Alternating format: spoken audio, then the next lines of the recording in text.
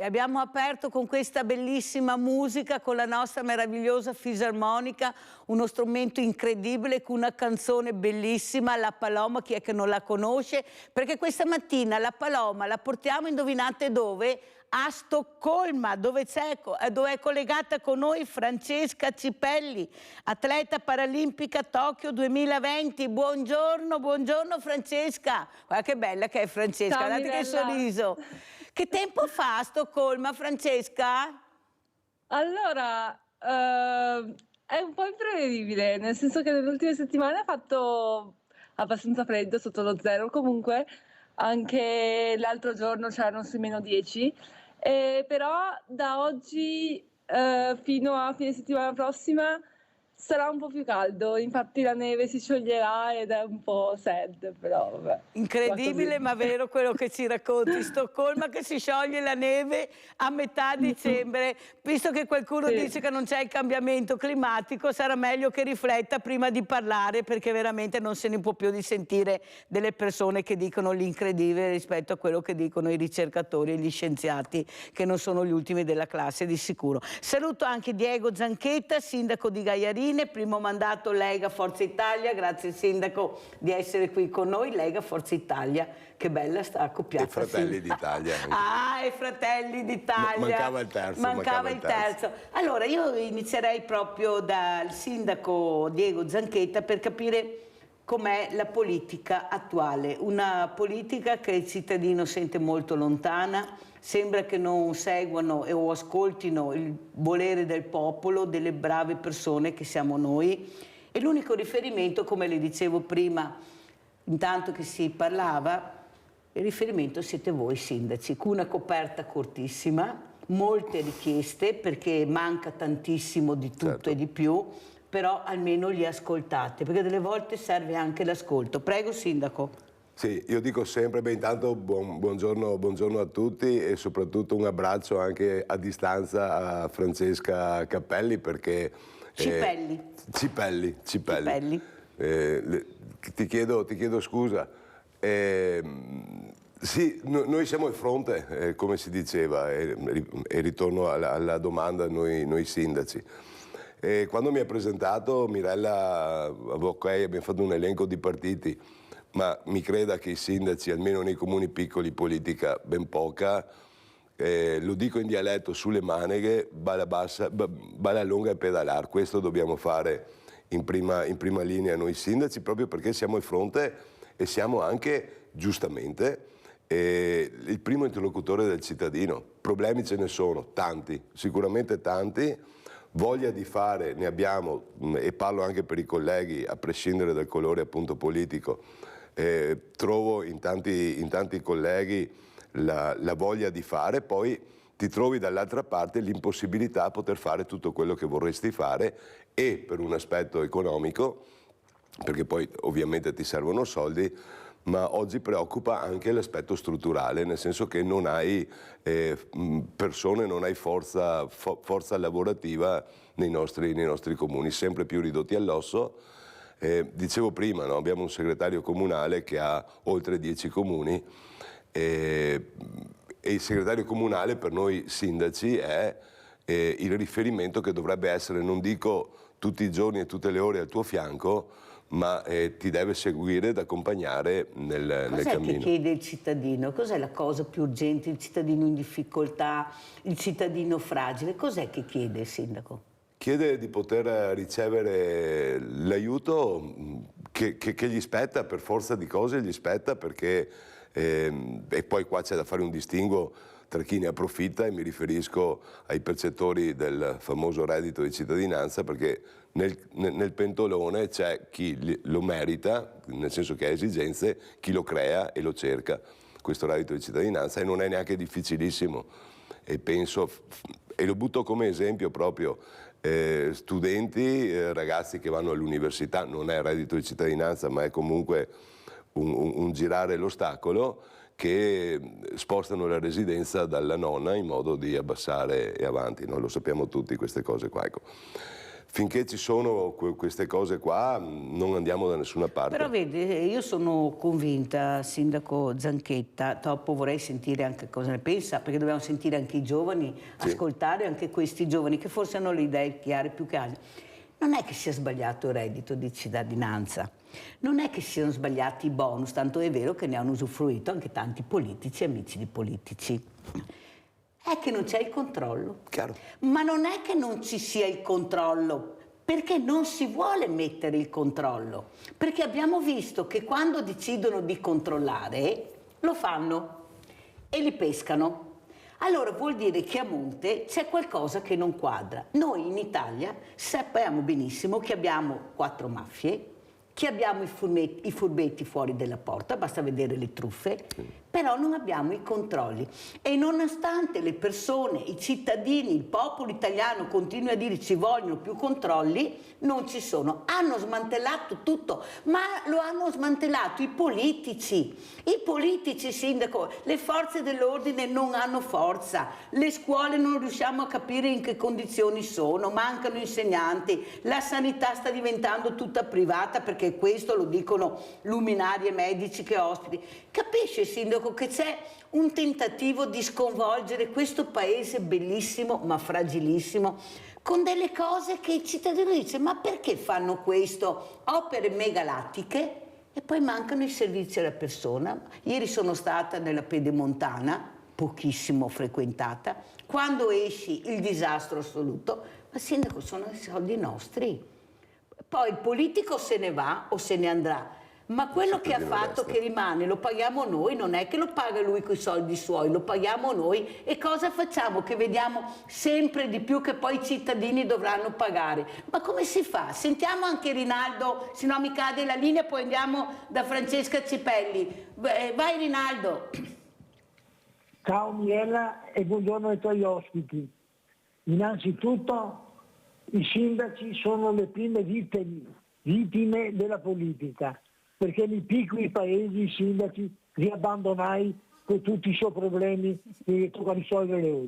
E ora le prime vittime della politica, dei propri servitori di questa politica balorda che avremo. Per quello che fa e quello che fa e i problemi che ha da risolvere, tutti i sindaci di qualsiasi tipo di politica, i veri eroi secondo il mio punto di vista. E dopo la politica vera, bene altri, non gli interessa niente. Salvini non fa il ponte il ponte di Messina. Se gli altri, Lega Veneta, non Lombarda, Veneta, non andremo via Salvini, che perderemo tutti i voti, perché il presidente della Lega, qua in Veneto, che avevo sindaco di Treviso, che abbiamo marcato, che tante persone brave, che ama il Veneto, mettiamo uno dei loro di Salvini che è andato in Lombardia col Veneto, non ha niente a che fare. È una persona tanto legata a tutti i fascisti d'Europa, per cosa fa questi sovranisti, cosa loro, che vanno ai fatti sui, mandano via dalla Lega, quella è una rogna, perché in Veneto, secondo gli altri, non siamo serenissima, non siamo delle teste di legno, non siamo nati, essere benissimo, magari insegnare al mondo a vivere. Saremo una nazione, non ne occorre niente, perché siamo buoni per tutto. Cara Mirella, ti saluto, buona giornata e buona domenica. A te e ai tuoi ospiti. Veramente in maniera incredibile, si arrabbia Rinaldo stamattina. Allora, Francesca, intanto Francesca Cipelli, complimenti, andiamo a vedere questo bellissimo video che ci hai mandato anche per capire l'impegno che ci mette, ecco, l'impegno, la serietà, la caparbità, quello che dovrebbe avere la politica, l'etica, guardatela quanto bella è Francesca. Andiamo a vedere questo video, salto in lungo e poi lo commentiamo con Francesca Cipelli.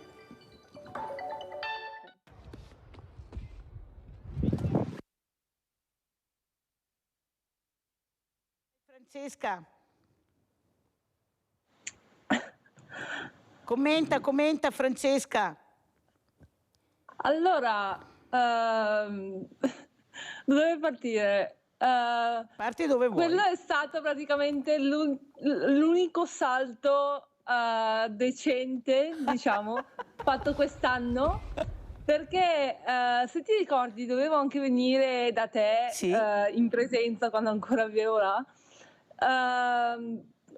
poco dopo che è stato fatto quel video in raduno a Roma, però il giorno prima di quel salto feci una distorsione e 5 giorni dopo con i fisioterapisti e il medico, insomma, riuscirono a rimettermi in sesto, quindi riuscii a fare quel salto, nonostante appunto la condizione della mia caviglia sinistra, che è quella di stacco. E poi 5 giorni dopo ne feci un'altra distorsione, sempre la stessa caviglia, il che mi pregiudicò la stagione perché di fatto non riuscii più a saltare. Francesca Califano cantava Sì. Maledetta noia, tu canti Maledetta caviglia a sto punto. Vabbè, così vuoi fare, cioè, sono atleta e so che è certo. così. Il mio corpo comunque è sempre stato piuttosto forte e la distorsione non è niente di grave, solo che essendo che io spingo, cioè la maggior parte della mia spinta viene con la mia parte sinistra, avendo avuto non solo una distorsione ma ben due, la cui seconda è stata più grave, ci ha messo tanto a rimarginarsi, anche perché appunto ad ogni allenamento, ad ogni gara spingevo solo con la parte sinistra, quindi non riuscivo mai a recuperare propriamente, insomma. Ascolta Francesca, visto che abbiamo iniziato con la politica, allora capiamo veramente, perché tutti ogni tanto dicono lo Stato, io invece spiego che lo Stato siamo noi, il governo è un'altra cosa. Allora, Stato che siamo noi e problemi dello Stato che siamo noi, ma i problemi della fragilità, dei diversamente agili, come li chiamo io, tu lo sai che chiamo così perché la parola disabile non mi entra, non la voglio dire, non la sento e non vi appartiene. Voi vi muovete in maniera diversa conforme ai problemi che avete avuto. Ecco, quanto lontana è la politica e il governo, i vari governi che si sono succeduti, ma anche i vari onorevoli, senatori, consiglieri regionali, anche mettiamo amministratori locali meno, con quelle che sono le vostre esigenze, perché voi ce la mettete veramente tutta. Quando uscite di casa voi avete più difficoltà di altri per riuscire ad arrivare a dove volete arrivare, ma non solo a livello scolastico, ma anche a livello sportivo, a tutti i livelli. Ecco, cosa vorresti dire, Francesca? Cosa c'è che dovrebbero migliorare? Allora, io parto col dire che sono una persona positiva ma anche realista, nel senso che mi piace guardare le cose che sono state fatte, che sono sicuramente tante, però chiaramente dal lato reale sicuramente c'è ancora molta strada da fare e io posso solo dire che di problemi ce ne sono sicuramente tanti, ma che se le istituzioni si mettessero in dialogo sicuramente con i cittadini, ma anche con noi atleti paralimpici o comunque persone un po' più di spicco che si fanno portatrici di un messaggio di diversità, di abilità, di inclusione, eccetera, sicuramente si potrebbero creare percorsi più ad hoc, diciamo. Molto chiara Francesca e hai perfettamente ragione. È quello che dice anche Bebe Vio, vogliamo delle palestre inclusive dove tutti entrano, ecco, aperte allo sport, ma lo sport inclusivo, non uno sport divisorio. Sindaco, le idee sono chiare, ha sentito. La politica potrebbe fare molto di più se ci ascoltasse, se fosse più vicina a quello che fate voi, in effetti, ascoltando il cittadino e vedendo i bisogni. Certo che però poi non riuscite ad arrivare perché i fondi invece che aumentarvi ve li tagliano e là cade il pero. Prego. No, non solo, proprio sentendo Francesca mi è venuto in mente una bella serata che abbiamo fatto in comune con due ragazzi paraolimpici anche loro, Martina Franceschin e Paolo Tonon. Tra l'altro Paolo Tonon è orsaghese, quindi confinante con me, che oggi è, se non ricordo male, credo sia argento mondiale con il tiro con l'arco e campione italiano.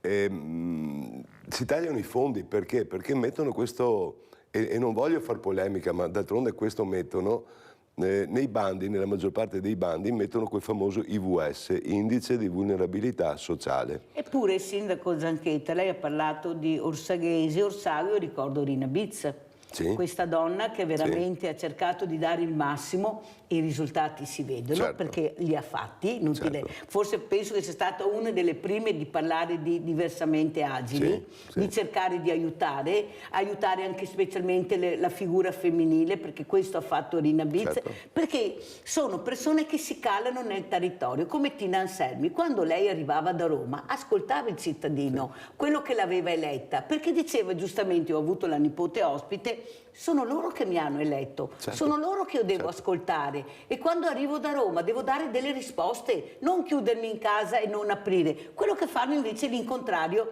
questi nuovi politici che abbiamo, non tutti, perché ce ne sono anche che ci mettono la faccia, non si può sparare del mucchio, però sono pochi. Io non posso sentire un politico che mi dice non voglio il contraddittorio. Ma stiamo scherzando? Ma sta a casa? Ma chi se ne frega? Chiaro. Ma stai a casa? Ma come non vuoi il contraddittorio? Ma sei stato eletto dal popolo, è il popolo che ti ha eletto, è il popolo che deve interloquire con te. Sì, Sbaglio, sindaco? assolutamente, pienamente e perfettamente d'accordo. Noi, come si diceva ancora dall'inizio, abbiamo l'obbligo, veramente l'obbligo di ascoltare il cittadino. Ti fa male, perché tante volte senti il cittadino che ha delle esigenze e tu le condividi, però poi sei impotente nel poterle mettere a terra. Adesso tocchiamo il tema dell'inclusività, ma penso alle forme di disagio. Non passa giorno che non ci sia qualche segnalazione di qualche situazione di disagio nel proprio comune. Gaierina, insomma, non è una metropoli a 6.000 abitanti, però gente in difficoltà veramente ne stiamo incontrando tanti. Chi ha perso il lavoro, chi ha problemi a casa, chi ha problemi legati alla tossicodipendenza o comunque alle dipendenze in genere. Abbiamo presentato i dati relativi all'indagine sul disagio fatta dalla nostra ULSS, la ULSS 2, in una bellissima serata, abbiamo fatto appunto lì in un teatro al mio paese, e i dati emersi sono raccapriccianti. Su queste tematiche qua dobbiamo riflettere. Benissimo la buca sulla strada, la lampadina che non funziona, sono tutte problematiche, ok, chiaro, che vanno risolte, ma ogni anno si vede questo dato che aumenta nella numerica e si abbassa nell'età dei concittadini, dei nostri cittadini che iniziano un percorso che tutto fuorché un percorso da fare. Allora, Francesca Cipelli, io ti faccio vedere la Costituzione, perché quest'anno finalmente lo sport è entrato nella Costituzione, ma non basta. Adesso bisogna cercare di investire. Non è possibile che lo sport sia a pagamento anche addirittura il calcio. Non è possibile che lo sport si inizi alla quinta elementare, mentre dovrebbe essere già dall'asilo, visto il problema che hanno i pediatri dell'obesità dei bambini, che se ne parla pochissimo, e invece si dovrebbe intervenire, anche perché abbiamo dei bambini che potrebbero farlo benissimo. Ecco, questo poco movimento, questi mezzi elettronici che sono distruttivi, ecco, bisogna avvicinarli anche allo sport. Io non posso andare in una scuola e sentire: Francesca, non faccio sport perché studio, mi impegno troppo lo studio. E dopo vedo voi che vi laureate, vi diplomate, ne fate di tutti i colori, proprio portate a casa delle medaglie incredibili, con dei numeri incredibili che i normi dotati non riescono, proprio per l'impegno che ci mettete. Ecco, dopo un grave incidente riuscite veramente a creare un altro tipo di sport che magari prima non conoscevate, cioè ce la mettete tutta. Ecco, cosa vuoi dire, Francesca? Voglio dire che sicuramente manca in Italia una cultura sportiva anche proprio a partire dalle scuole, perché le scuole non solo non incoraggiano la pratica sportiva, sia nelle ore scolastiche, ma anche nelle ore extrascolastiche, ma anche intralciano gli studenti che vogliono impegnarsi in entrambe.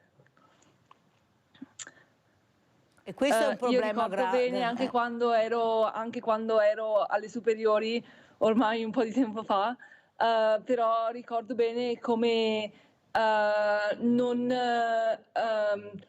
venissi assolutamente aiutata anche dopo aver vinto medaglie d'oro ai campionati italiani, come il mio professore di sostegno in quinta superiore ad un mese dalla maturità, quando stavo per partire per i campionati nazionali studenteschi a Roma, e poi avrei avuto gli europei in Italia a Grosseto e poi la maturità, e mi disse: guarda Francesca, secondo me non ha senso che concentrati sull'università, che è la tua unica che è il tuo unico vero futuro, perché lo sport non ti porterà da nessuna parte. E io, se l'avessi ascoltato, non sarei arrivata fino a dove sono ora. Guarda Francesca, ti ringrazio di queste testimonianze, perché sono testimonianze che devono far riflettere di persone che hanno provato sulla loro pelle, ecco, oltre ad avere questo problema di cercare di sentirsi normali a tutti gli effetti, ecco perché ancora non li chiamiamo per nome, li chiamiamo con un aggettivo improponibile, perché li hanno cambiati tutti, non so cosa hanno cambiato nella testa.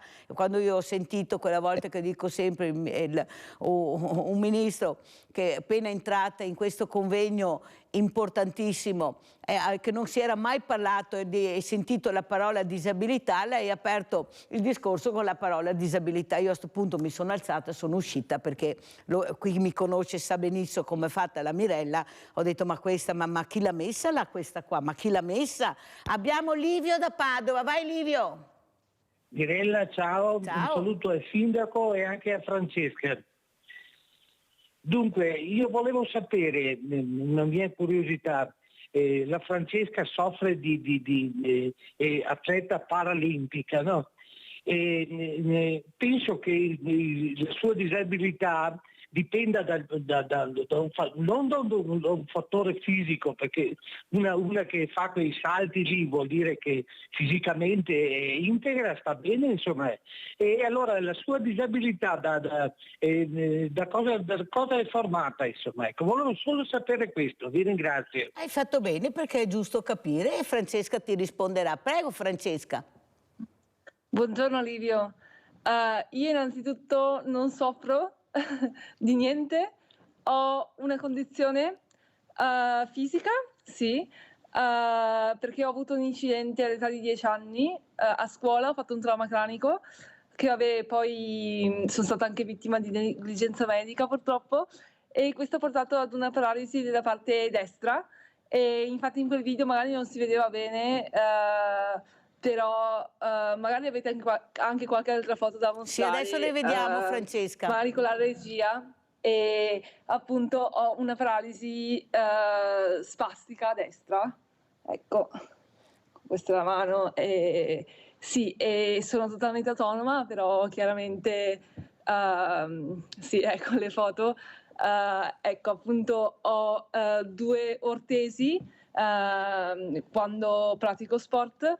La mia specialità è salto in lungo, come si vede, e quindi sì, normalmente non porto ortesi, però sì, le difficoltà ci sono, però in realtà io non parlo di disabilità, parlo di diversità e di abilità, e anche un'altra cosa è che non parlo di normalità, perché la normalità secondo me è una cosa personale, ovvero ognuno ha la propria normalità, però non è una componente che può essere estesa a tutti, perché ognuno ha il suo tipo diverso di normalità, e quindi bisogna solo parlare di diversità e di cercare di di come dire, di elevarla, no? Perché solo elevando la nostra diversità possiamo davvero diventare la migliore versione di noi stessi e fare ciò che ci piace. Cara Francesca Cipelli, sono stata e sono orgogliosa di averti conosciuta. Ecco, questi messaggi, guarda il sindaco come ti sta guardando, Francesca, ecco, perché sono commoventi le parole di Francesca. Cosa dice il sindaco Zanchetta? Dobbiamo aiutare questi ragazzi, o sbaglio? Devono essere aiutati, devono essere, e ritornando al tema dello sport, per fortuna ci sono tante associazioni sportive nel territorio, nonostante anche gli ultimi aggiornamenti normativi che sicuramente non agevolano il volontariato. Io lo so bene, ho fatto 18 anni presidente di una squadra di calcio del mio paese, conosco perfettamente le dinamiche che c'erano e mi giunge voce ci siano ancora sulle difficoltà non solo economiche ma anche gestionali ed organizzative per permettere ai nostri giovani di fare sport, perché, e questo lo dobbiamo gridare sempre, i bambini, i ragazzi, tutti devono fare sport, cioè è un diritto di tutti.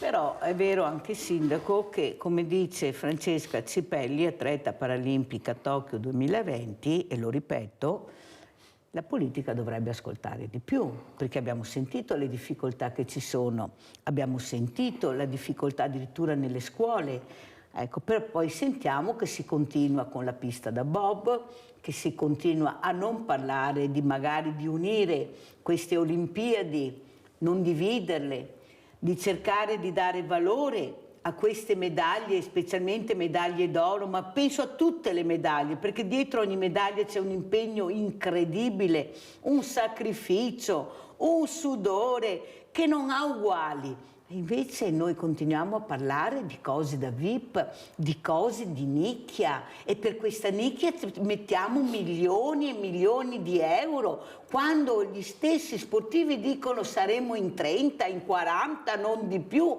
pure si punta il turismo con numeri. Ecco, mi scusi sindaco, i numeri. Ma dove vanno a pescarli sti numeri? Ma come fanno a dire che ci saranno queste presenze? Ma come si fa a dire il futuro? Ecco, il futuro con i numeri. A me non tornano mai, come i sondaggi. Io vorrei sapere quanti a casa di voi siete stati interpellati con i sondaggi. No, noi non la facciamo neanche una volta. Francesca, ti hanno mai chiamato per un sondaggio? Non mi pare. Cioè, io non so.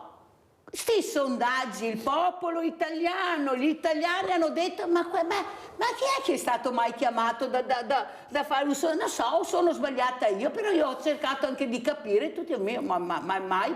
Ma indubbiamente un evento come le Olimpiadi, ma tantissimi altri eventi sportivi muovono gente, poi definire oggi quanti ne muovano, forse qualcuno deve ragionare che li muove anche lo sport paraolimpico. Questo è il concetto, forse là manca il collegamento, perché è indiscutibile che un evento sportivo muova delle persone. L'atleta paraolimpico rappresenta un movimento comunque, al di là poi che serva, che faccia bene alla persona, che aiuti, tutte motivazioni valide, ma comunque viene creato un evento che crea movimento. Il problema è che qualcuno deve ragionare che l'evento ci starebbe benissimo assieme. Sì, è anche vero però che l'evento è un evento, però deve avere la dimensione giusta. Ecco, tu devi pianificare cosa porta e cosa comporta quell'evento. La fragilità del territorio, sindaco. Penso a Milano Cortina. Esatto, io ho avuto una delle migliori urbaniste che abbiamo a livello europeo, ha detto Cortina non è come il Piemonte. Cortina ci sono delle fragilità molto grandi che non si possono fare determinate cose. Allora tu prima di decidere cosa fare devi vedere cosa puoi fare. La sicurezza del territorio, visto quello che è successo, perché la storia è storia. Dopodiché decidi di presentare il progetto, o sbaglio Francesca? Cosa dici? Io vorrei purtroppo sottolineare che da Milano Cortina è stata tolta la possibilità di costruire la pista da bob e quindi di far gareggiare i bobbisti sia olimpici ma che anche paralimpici, perché anche se non sono le Paralimpiadi esiste già la squadra italiana di bob paralimpico in casa alle Olimpiadi in casa, e questa è sicuramente una grande sconfitta per l'Italia e sicuramente un punto sulla quale riflettere. Hai ragione, perché tu la vedi dalla parte sportiva, invece io la vedo dalla parte della persona. Io non posso sentire che nel 2023 abbiamo ancora gli alberghi che non sono a norma per queste persone, tanto è vero che ho avuto il presidente del CIP Ruggero Vinnai che veramente era scandalizzato perché non era stato interpellato, ha fatto un convegno, poi è andato a Cortina per capire cosa si poteva fare in poco tempo per mettere a norma questi alberghi. Sì, siete persone che spendono, avete delle persone a seguito, cioè nel 2023 continuiamo a pensare a una cortina fatta solo di VIP o pensiamo a una cortina aperta anche a questo mondo che è un mondo meraviglioso che porta a casa, come hai detto tu, specialmente nello sport tantissime medaglie e si vedono costretti a non partecipare perché non hanno la possibilità di entrare. Abbiamo sentito cosa è successo in quell'albergo dove questi signori hanno detto che non volevano stare nella sala assieme a questo ragazzo perché per loro disturbava. Capite che se al sindaco siamo lontani anni luce di quello che è la realtà anche in altri paesi più evoluti che hanno investito, prego. Sì, comunque devo dire che dei passi avanti anche la politica, l'amministrazione più che la politica li ha fatti. Credo che oggi tutti i comuni siano dotati del PEBA, del piano di eliminazione delle barriere architettoniche. Il grosso tema è che ad oggi, e parlo per il mio comune, è nella carta, lo dobbiamo portare per portarlo a terra, per mettere a terra l'eliminare le barriere architettoniche, al di là dei nuovi interventi che ovviamente lo prevedono, ma ci sono delle situazioni pregresse da sistemare, là serve Sky. Anche perché si parlava di Olimpiadi non da ieri, sì, ma di anni, sì, perciò si doveva pianificare, capire Cortina, cosa offre Cortina, come posso mettere assieme tante fragilità per far partecipare le persone, perché qui dobbiamo parlare di persone, stiamo parlando di persone che veramente, anche il nome Italia è alto nel mondo, è merito anche di questi ragazzi e ragazze che hanno portato a casa un numero incredibile di medaglie, tanto è vero che io ne ho dato una in più, Francesca, perché me l'aveva meritata tutta, ed è la medaglia dei Rete Venta dei Sveglia Veneti, dei Veneti schiacciati dalla crisi. Pubblicità.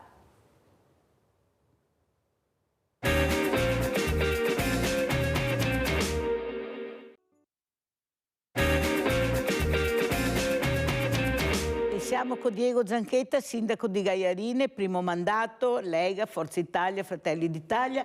È collegata con noi da Stoccolma Francesca Cipelli, atleta paralimpica Tokyo 2020, e con delle parole e anche dei consigli, diciamo, sindaco, che ha dato Francesca. Ecco, anche voi amministratori, forse oltre alle quote rosa abbiamo bisogno nelle amministrazioni le quote verdi, le quote dello sport, le quote paralimpiche, perché è inutile avere un assessore allo sport se poi non riesce ad avere la forza di veramente di realizzare un qualcosa di importante, perché mancano sempre i fondi naturalmente al vostro livello, e ascoltare soprattutto i bisogni che hanno anche i giovani di essere ascoltati, e forse anche queste regole, la disciplina, che questa meravigliosa disciplina, qualsiasi disciplina, fa capire le regole sono regole. Forse avremo anche meno, qualche baby gang in meno, anche se per conto mio, sindaco, mi scusi se glielo dico, sono pochissimi. Certo che i social amplificano, sì, rispetto ai bravissimi ragazzi e al mondo dei giovani che ci sono,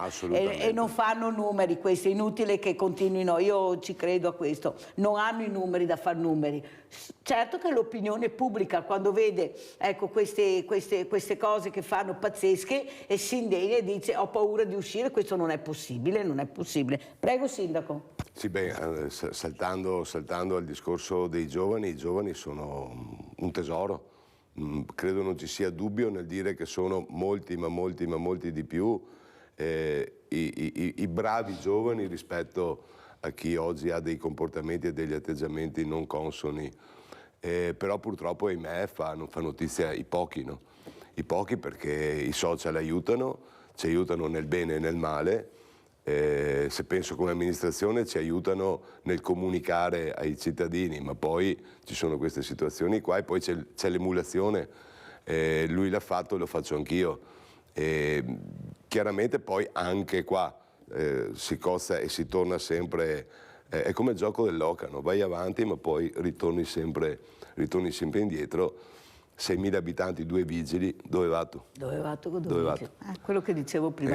Però Sindaco, secondo lei, anche ecco, l'importanza della famiglia, gli esempi all'interno della famiglia, perché noi deleghiamo tantissimo alla scuola, qua volevo sentire poi anche Francesca Cipelli, ma il primo anello è la famiglia. È inutile che la scuola che ha questo ragazzo 4-5 ore al massimo, se ce l'ha, ecco, riesca a fare quello che può fare la famiglia che poi ce l'ha in casa minimo 15-20 ore. Cioè è inutile che cominciamo a dire sempre la scuola, la società. No, la società siamo noi, ma la famiglia è la famiglia. I genitori devono essere genitori, o sbaglio Francesca?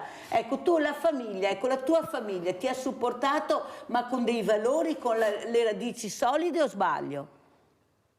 Ma la mia famiglia assolutamente sì. Però riconosco che non tutte le famiglie riescono ad accettare dal momento che si trovano di fronte alla fragilità che magari non avevano pianificato, giustamente. E i miei genitori si sono adattati subitissimo, hanno subito cercato di fare il meglio per il mio futuro, e io gliene sarò eternamente grata. Però dall'altro canto riconosco che non tutte le famiglie riescono a fare questo cambio di prospettiva. Ma secondo te, Francesca, è un problema culturale che abbiamo? Perché guarda, io ho fatto una gita, e lo dico sempre, e lo dico anche a te, dove ho portato via 200 ragazzi con 2 motonavi. Siamo andati a vedere i musei civici, la Fenice, e quello che veramente mi ha colpito ancora, che ho avuto delle difficoltà perché qualche genitore non voleva far riprendere il proprio figlio, come fosse chissà un mostro. Ecco, questa, nella bellezza della gita inclusiva, come dici tu, ci sono ancora famiglie che non accettano questa diversità. Ecco, questo figlio, questa figlia che ha dei problemi nei movimenti, Capì che il primo che veramente discrimina sono proprio questi genitori. Sono loro che fanno sentire questo ragazzo, questa ragazza diversa. E noi dobbiamo lavorare su questo, dobbiamo fare squadra, Francesca, tutti assieme, perché poi le conseguenze non è che le paga il genitore, il padre o la madre, le paga il ragazzo, che non può usufruire della bellezza dell'inclusività. Cosa dice il sindaco? Dico, e mi prendo io, ma immagino che tanti telespettatori possano immedesimare in un concetto sbagliato, che è quello della delega. Sempre più siamo abituati a delegare ad altri, no? Deleghiamo alla scuola l'istruzione, e non basta solo l'istruzione scolastica, ma vorremmo che la scuola istruisse in tutto, quindi ci delegasse all'associazione sportiva, deleghiamo nostro figlio, lo diamo in mano ad altri e poi ci scappano. Noi abbiamo lo sportello, e vorrei tornare sul tema del sociale, poi, perché questo è un chiaro esempio sociale. A Gaierina abbiamo aperto uno sportello dell'associazione San Patrignano. Mai avrei pensato di essere arrivato in poco più di 1 anno e mezzo a 12 persone che suonano la porta. E questo ci ha svegliati e ci ha fatti dire: qua dobbiamo veramente fare qualcosa.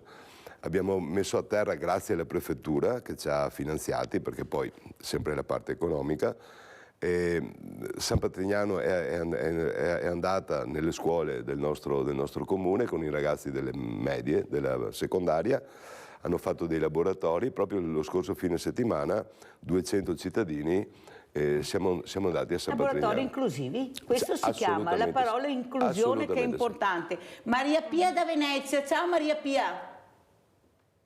Giusto, giusto che le forze dell'ordine, ciao signora, Ciao cara. proteggano i ladri? È giusto che le forze dell'ordine proteggono i ladri? Perché dici questo, Maria Pia? Spiega.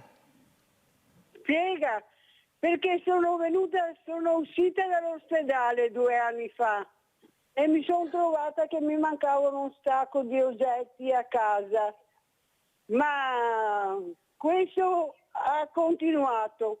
Ho cambiato 5 serrature, ma entrano sempre nella mia porta.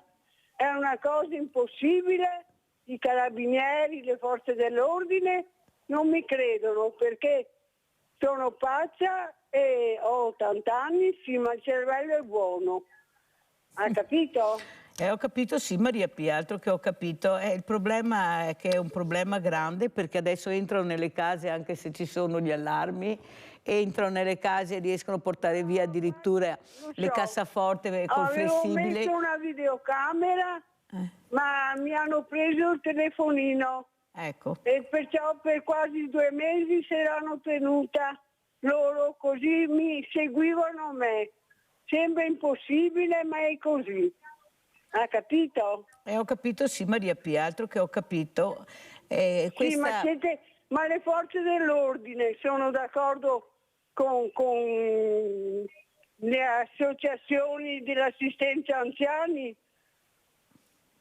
Sentiamo cosa ne pensa il sindaco, Maria Pia. Grazie Maria Pia, sentiamo cosa ne pensa il sindaco. Ecco, io penso, sindaco, questa è una delle tante testimonianze che io sento al mattino con le telefonate di questi diversamente giovani che non sono protetti. Noi abbiamo tantissime associazioni nel mondo del volontariato, però siamo divisi, ognuno ha il proprio campanile, ognuno fa le proprie cose e secondo me i sindaci e anche gli amministratori in generale dovrebbero invece capire di supportare, come abbiamo fatto con la pandemia, che eravamo sempre in prima linea perché la politica non riusciva ad arrivare e noi arrivavamo nelle case dagli anziani, dalle famiglie in difficoltà, dalle fragilità. Ecco, di collaborare di più. Ecco, di fare più sicurezza perché le abbiamo queste potenzialità, sindaco. Non c'è solo la protezione civile, noi abbiamo tantissimo mondo dell'associazionismo che potrebbe supportare anche nella sicurezza, cioè non devono usare la pistola, però segnalare quei telefonini, specie dei controlli fatti da queste associazioni. Premesso che io ho la fortuna, lo dico sempre, di essere sindaco di un paese bellissimo, ma veramente bello. E martedì prossimo, tra l'altro, facciamo la cena con i volontari, 47, quindi un bel numero, un gran numero, 47 volontari che fanno tante cose, tra le quali, ad esempio, e questa è nata, sì, come diceva lei, dalla pandemia e con la protezione civile, chiamavamo tutti gli anziani che sapevamo vivessero da soli. Finita la pandemia non ci siamo fermati, continuiamo a farlo. E là intercettiamo i bisogni, perché chi è anziano e vive con il figlio, ok, chi è anziano e vive da solo è dura. È dura perché poi, tra l'altro, abbiamo scoperto anche un'altra cosa, o meglio, lo immaginavamo ma l'abbiamo toccata con mano, che soprattutto noi veneti, se vergogniamo, prima di chiedere aiuto, facciamo di tutto. E non è facile. Abbiamo avuto dei casi che dopo mesi e mesi che gli telefonavamo, andavamo a trovarli a casa, dopo mesi e mesi ci hanno detto non la fai, ho problemi, non ce la faccio. Ma è questo, sindaco, cioè non eravamo mica abituati, chi avrebbe mai pensato di trovare i banchi alimentari, le famiglie? Una volta andavano i barboni ma alle c'erano Caritas. anche prima, Sì, ma non arrivano perché noi abbiamo culturalmente, non siamo stati preparati a questo. Sì. Nessuno avrebbe mai immaginato che l'ex ricco nord-est arrivasse ai banchi alimentari. Certo. Noi abbiamo artigiani, abbiamo persone per bene che arrivano ai banchi alimentari, professionisti.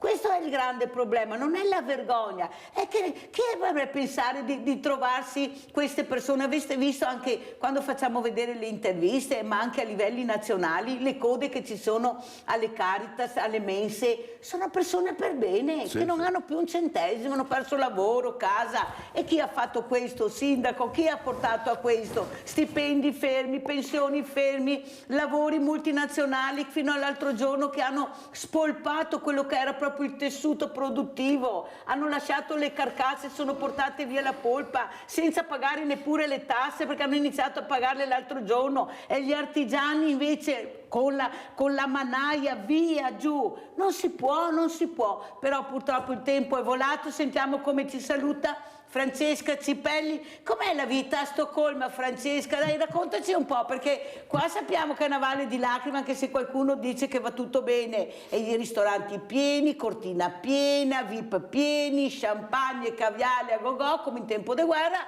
però questa è la nostra guerra. Prego Francesca. Mi vedete? Sì, benissimo. Ok. No, vabbè, sicuramente la Svezia cioè, non è il paese perfetto, però rispetto all'Italia secondo me è un po' più avanti. Io personalmente sono qua per fare la mia tesi, perché come ti ricorderai, credo, sto facendo la laurea magistrale in Media Education e ora sto facendo la tesi nell'ambito della ricerca in università nella robotica sociale, e che finirò il prossimo mese, quindi poi spero di trovare un lavoro mentre scriverò la tesi, eccetera. Però appunto ho voluto fare questo salto per capire effettivamente come, nonostante anche il clima che diciamo per alcuni punti di vista è un po' più sfidante rispetto a quello italiano, ok? Soprattutto per il freddo, per il buio, eccetera, come loro si fossero adattati, e devo dire che per ora sì, le mie impressioni sono totalmente positive. Sì, è un'altra cosa, un'altra vita.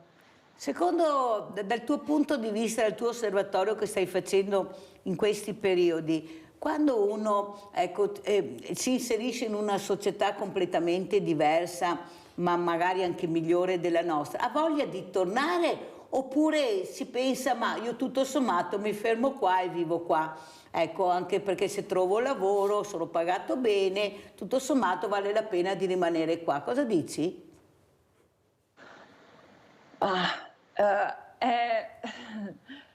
È una cosa molto personale, secondo me. Chiaramente nel mio caso, come per tanti, cioè per tutti gli espatriati, la famiglia è in Italia, quindi saremo sempre in qualche maniera in Italia. Io non ho mai detto che mi sono trasferita qua permanentemente. Per ora mi piace, vorrei approfondire qua, però chiaramente qualora dovessi cambiare idea ho sempre comunque la mia famiglia in Italia, e sì, insomma, sì, ho sempre il mio appoggio sicuro, poi le amicizie eccetera non mancano, insomma. Però diciamo che nel mio caso per me la comfort zone è il non essere troppo in comfort zone, perché sennò mi annoio e perdo lo stimolo, e invece qua non sono in comfort zone, però è comunque un ambiente controllato. Nel senso che quest'estate sono stata in Australia a fare un'esperienza di quasi 3 mesi dove ho insegnato italiano in una high school e con la mia università, quindi era comunque un ambiente protetto, eccetera. Però diciamo che appunto rispetto all'Australia qua è sicuramente più vicino, in 2 ore di aereo sono a casa, Appunto. sì, con l'Australia è un po' diverso. E cosa non sottovalutabile, sono comunque nell'Unione Europea, quindi sì, diciamo che l'ho scelta, insomma, sì, bene spero, ecco. Quindi sì, per ora mi trovo bene, anche perché qua appunto, essendo che io ho studiato nell'ambito dell'educazione, sto studiando ancora, c'è un'educazione molto diversa, improntata all'aspetto outdoor, quindi nel lasciare gli studenti, i bambini liberi di esplorare la natura e che culturalmente è una scelta molto diversa rispetto a quella dell'Europa del Sud, direi, non solo d'Italia. E quindi sì, per tanti aspetti sto trovando degli stimoli interessanti che spero poi un giorno di poter riportare in patria, ecco. Ti ringrazio tantissimo Francesca Cipelli per quello che hai detto, perché stai cercando anche di far capire che si può migliorare anche qui. Basta ascoltare anche questi ragazzi, avete sentito, hanno le idee chiare. Sì. Ecco, avete sentito cosa ha detto, io ho insegnato italiano in Australia, qui le aziende fanno fatica ad assumere un diversamente agile, questa è la verità, caro sindaco, c'è niente da fare, i numeri sono numeri e di qua e qua nessuno può contestarmi. Ecco, culturalmente non siamo ancora preparati, ma dovremo prepararci perché il futuro è nelle loro mani, anche di questi ragazzi. Grazie a Francesca Cipelli. Sindaco, lei come ci saluta? Io vi saluto salutando Francesca, augurando a Francesca di approfondire, imparare, rubare tutte quelle belle cose, belle esperienze che stai facendo, che stai vivendo, e poi portale però qua da noi che ne abbiamo bisogno. Quindi in bocca al lupo per la tua tesi, vi saluto tutti, vi ringrazio, visto anche che tra una settimana è Natale, approfitto per fare a tutti voi, a tutti i telespettatori, a Mirella, a Francesca e a tutta la redazione, i migliori auguri per un sereno veramente... ne abbiamo bisogno Natale e un migliore 2024. Grazie, grazie anche a Diego Zanchetta, sindaco di Gaiarine, primo mandato, Lega, Forza Italia, Fratelli d'Italia. Grazie, grazie, pubblicità.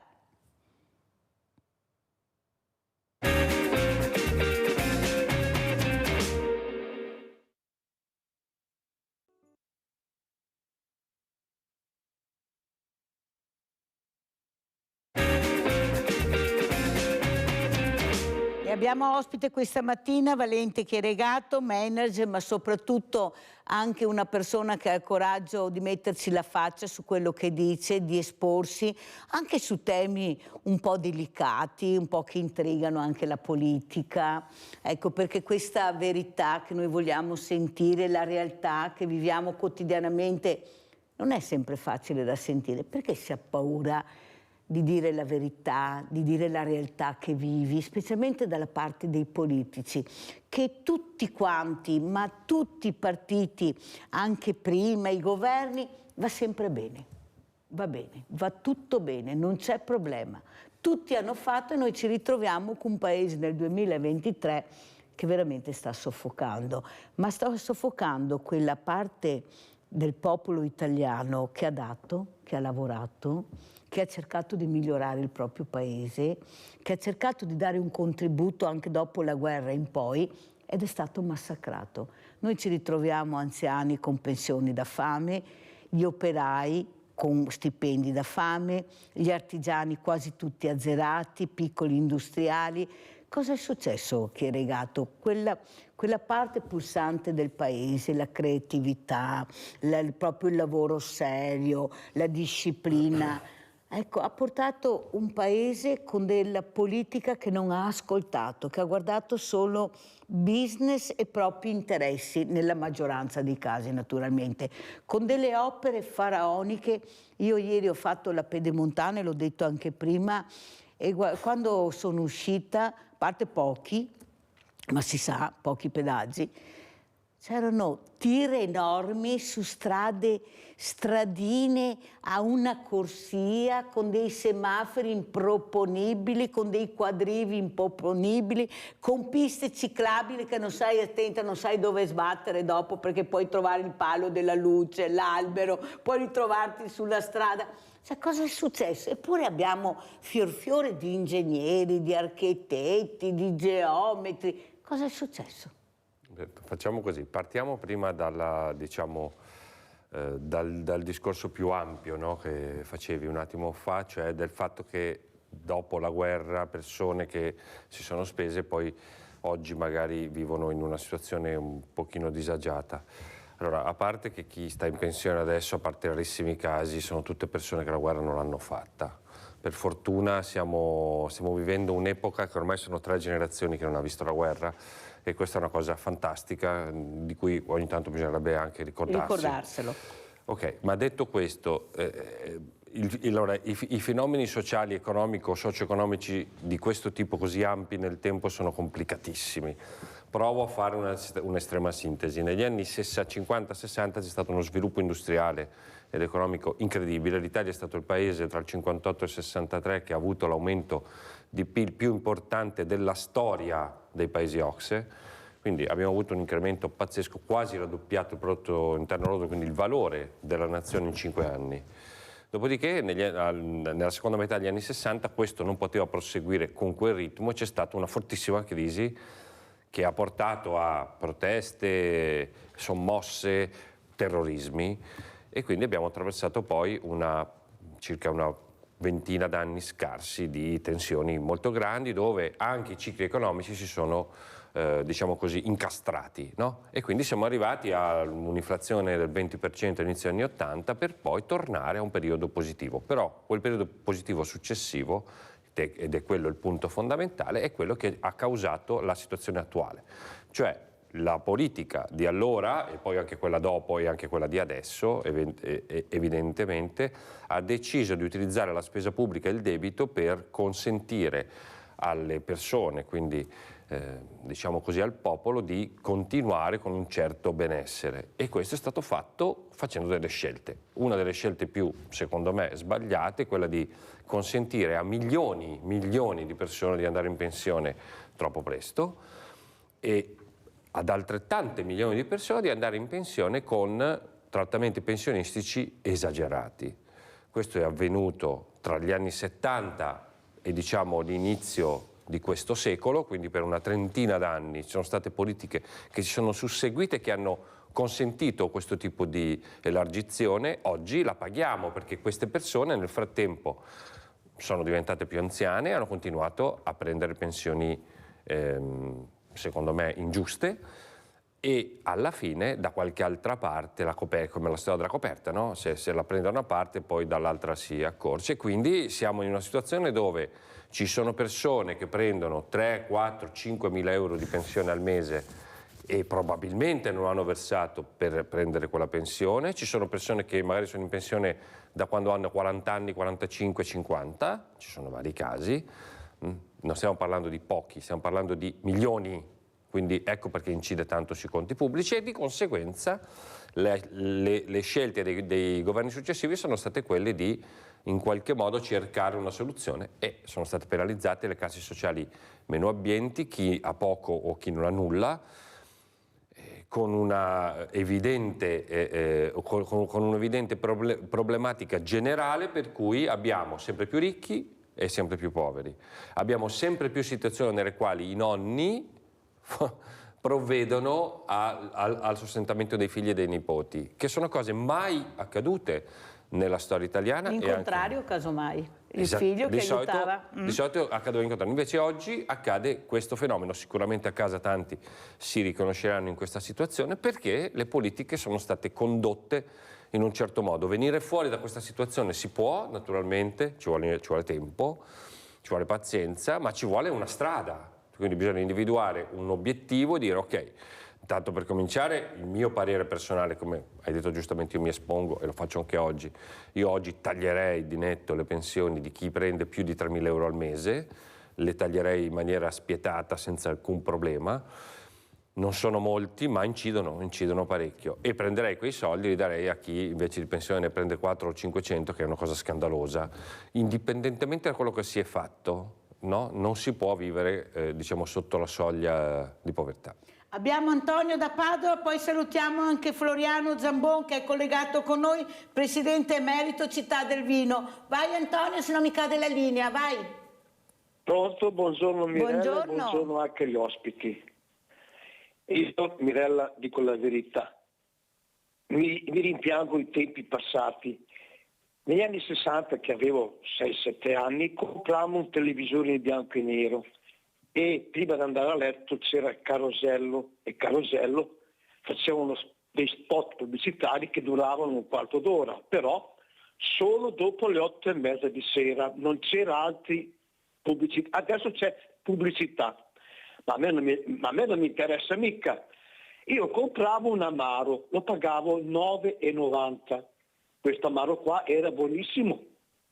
Me lo consigliò mio figlio, papà, compralo perché è buonissimo, e difatti me lo compravo sempre. Adesso è venuto fuori l'Amaro anche per televisione. Vado a vedere i prezzi, da 9,90 adesso costa 11,90, è cresciuto del 20%. Io, Mirella, ti dico la verità, quell'Amaro non lo compro più.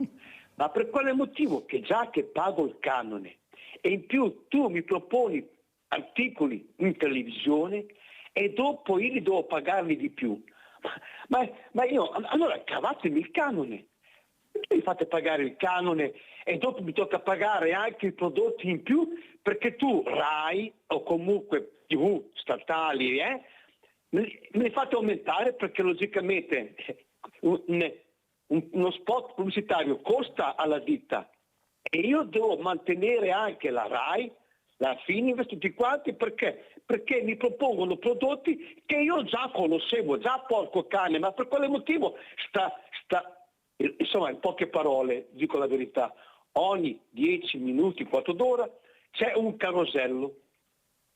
Mi pare un po' troppo.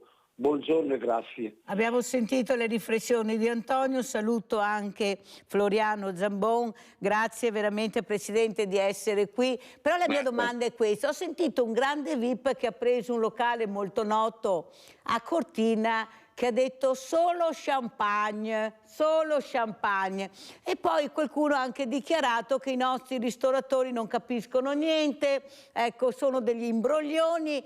E io ho detto, ma pensa che da che pulpito viene sta predica?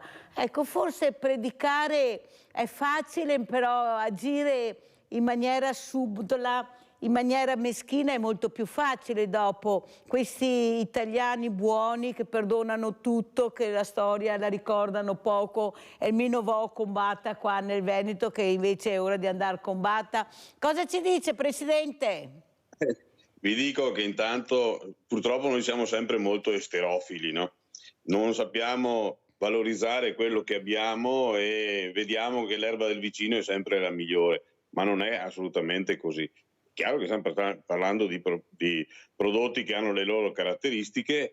Io penso che dal punto di vista del metodo classico e del metodo Charmat ce ne siano per tutti e per tutti i gusti e anche per tutte le tasche in Italia, quindi è un'uscita abbastanza così discutibile, se vogliamo, proprio perché il nostro patrimonio di vini in Italia spazia a 360 gradi e copre sicuramente tutte le esigenze. Dopo, come dicevi tu, Mirella, ti ringrazio tra l'altro per questo invito. Noi siamo sempre bravi ad autodenigrarci, siamo sempre bravi a sminuirci, quando in realtà effettivamente non è così. Chieregatto, però, personalità, personaggi molto discutibili a volte, che continuano ad avere montagne di soldi. Cioè, montagne di soldi, nonostante anche la storia abbia fatto capire che non era così tutto chiaro, così tutto onesto, così tutto alla luce del sole. Però si continua a sentire, come dice giustamente anche Chieregato, che la forbice si allunga sempre di più tra ricchezza e povertà. Prego.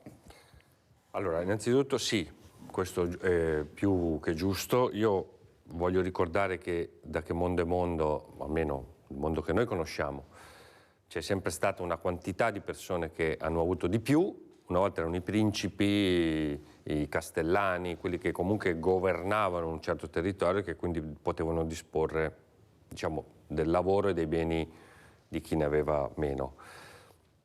E questo avviene anche oggi in un altro modo, nel senso che oggi i governanti fanno il loro mestiere, chi detiene potere economico invece lo detiene senza coercizione evidente, ma applicando, diciamo così, utilizzando il potere economico per accrescerlo sempre di più.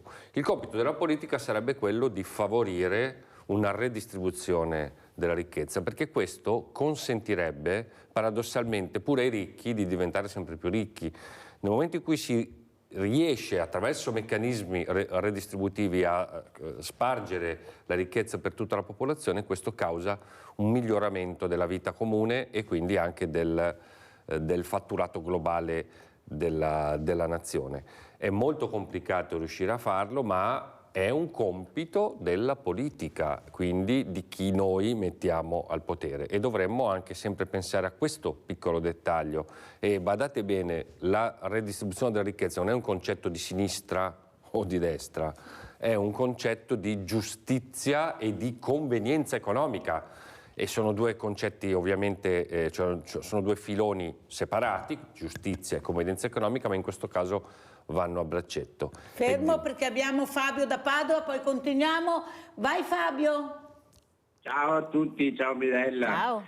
Niente, io volevo ribadire che una persona invalida, stesso a me, dal 2009 l'INPS dava 280 euro al mese per vivere, mentre l'articolo 38 della Costituzione dice che lo Stato doveva mantenere. Eccolo qua, guarda, ho la Costituzione che poi leggerò. Nel 2017 ho scoperto tramite una trasmissione televisiva di Del Debbio che praticamente l'INPS doveva dare più del doppio, ma non lo dà se non li dava se uno non li chiede, ma neanche l'INPS ci comunicava che dovevamo chiedere questi più del doppio, no? Quindi è una truffa bella e buona da parte dell'INPS verso le persone invalide, e il mio amico poveretto nel 2018 è morto di stenti con quei soldi lì.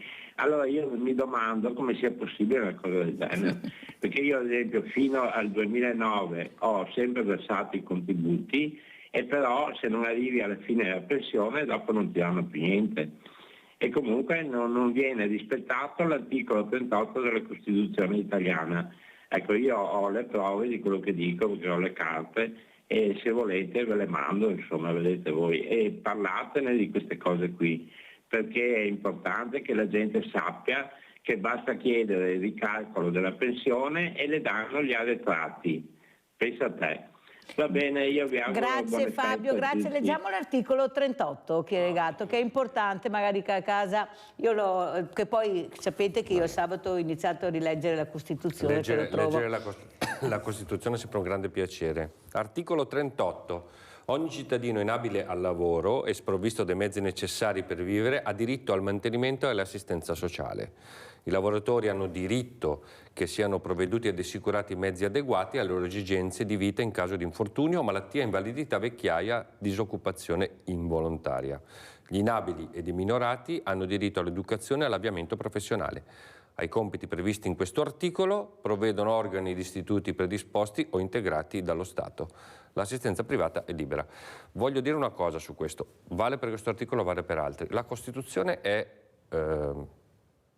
un testo ormai che ha 80 anni, quasi, non è legge nel senso che la Costituzione prevede la sua stessa applicazione, ovvero se io scrivo un articolo è chiaro che poi devo fare un articolato di legge che sviluppa e che quindi mette in pratica quell'articolo.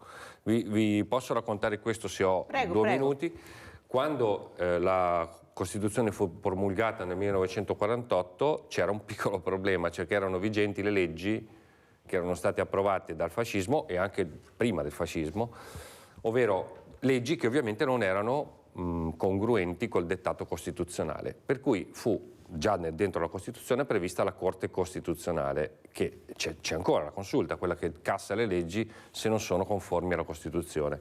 Il problema è stato che in quel momento una buona parte dell'impianto legislativo italiano non era conforme alla Costituzione e quindi eravamo in una situazione, diciamo così, drammatica, dove c'era una Costituzione, c'erano delle leggi, ma molte di quelle leggi non erano non erano costituzionali, per cui hanno dovuto posticipare l'avvio della Corte Costituzionale di una decina d'anni per nel frattempo sistemare, diciamo, una grande parte delle leggi. E poi la Corte Costituzionale ha dovuto comunque cassare numerose leggi gradualmente, perché altrimenti si sarebbero creati dei vuoti di legge che non fanno bene alla democrazia. Quindi è stato un percorso dalla fine degli anni 40 fino a metà degli anni 60 e anche oltre, che ha consentito ai legislatori di, diciamo così, aderire pienamente alla Costituzione, e non è stato semplice. E non è stato così, ed è stato così difficile che ancora oggi abbiamo articoli inapplicati. Uno fra tutti, l'articolo 11, cioè l'Italia ripudia la guerra come strumento di risoluzione delle controversie internazionali, eppure mandiamo le armi in giro per il mondo, cosa che ovviamente non è conforme alla Costituzione. Peccato che quell'articolo, l'articolo 11, non ha mai avuto uno sviluppo in articolato di legge, ed è per questo che tecnicamente noi possiamo ancora partecipare, anche se, diciamo così, in maniera esterna, o come è avvenuto con la guerra del Golfo, dove abbiamo mandato dei cacciamilitari in azione di guerra, ed è contrario all'articolo 11, ma se non facciamo delle leggi che rispondono a quell'articolo, tecnicamente si può ancora fare. Ecco. Allora, Zambon, lei è stato anche un politico, ecco, ma la politica, una certa politica, ci sta o ci fa? Voce. Mi sente? Adesso sì. Allora, se posso un attimo sulla Corte Costituzionale, mi permetto anche di dire che c'è un problema legato alla valutazione delle norme, che non vengono valutate direttamente dalla Corte ma su istanza. Ecco, questo è un po' un limite secondo me, soprattutto di questa stagione. Non voglio aprire discussioni che sono all'ordine del giorno relative al terzo mandato, ma per esempio in questo caso il terzo mandato o la libertà dei mandati quando c'è l'elezione diretta è previsto dalla Costituzione. C'è una legge che secondo me è in contrasto con la Costituzione, ma nessuno mai l'ha eccepita. Sulla questione del... No, perché lo deve fare un giudice, dottor Zambon, cioè deve essere un giudice a fare... lo so. La procedura è quella. Questo è il limite però, perché invece dovrebbe essere il contrario, qualsiasi norma dovrebbe essere valutata dalla Consulta e a questa ci dovrebbe essere indubbiamente una sentenza o comunque un pronunciamento. Tornando al tema della politica, o ci è o ci fa, è un po' questo, un po' quello, cara Mirella. Sì, ma non andiamo da nessuna parte, Sindaco. Il problema è che il mondo della povertà sta aumentando in maniera esponenziale, i banchi alimentari stanno aumentando, non stanno diminuendo, e noi quando sentiamo veramente che la politica sta cercando di deviare montagne di soldi su strutture o infrastrutture che a noi sinceramente non è che necessitano proprio così in maniera incredibile, e capisce che si fa fatica a capire se la politica ascolta i bisogni del territorio o ascolta il bisogno del business, oppure che abbiamo 4 mafie, che abbiamo i furbetti e qualsiasi cosa, dove arrivano i soldi, arrivano prima di tutti e si portano a casa montagne di soldi, tanto che problemi ci sono. C'è anche la prescrizione eventualmente, hanno creato anche quella, ce l'abbiamo solo noi in Italia, e allora qual è il problema? Abbiamo sentito cosa è successo, truffa prescritta l'altro giorno, ecco, su Veneto Banca, e come dice la nostra Giusy, tutto in canarina, e chi ha preso la fregata se la tiene e si arrangi, questa è la verità. Ecco, allora il mondo del volontariato, che è legato, e lo dico anche a Zambon, sta cercando di mettere le pezze proprio dove la politica non riusciva a farlo. No, e qua ti voglio, Zambon. Zambon. Giù con la mannaia anche nel mondo dell'associazionismo e del volontariato. E come si fa a eliminare tutta questa plebe di associazioni che danno, che fanno, che devo anche magari dare qualche soldino? No, li azzero. E come li azzero? Facendo una burocrazia folle, mettendoli in condizioni di non essere in grado di sopravvivere alla burocrazia che io gli impongo per essere iscritto. Zambon. Sì, il problema grosso, sai, è che viviamo più di facciata che di sostanza. E la politica da questo punto di vista è fortemente malata. Si lavora molto sull'equivoco, sentivo prima le considerazioni sulle pensioni, no?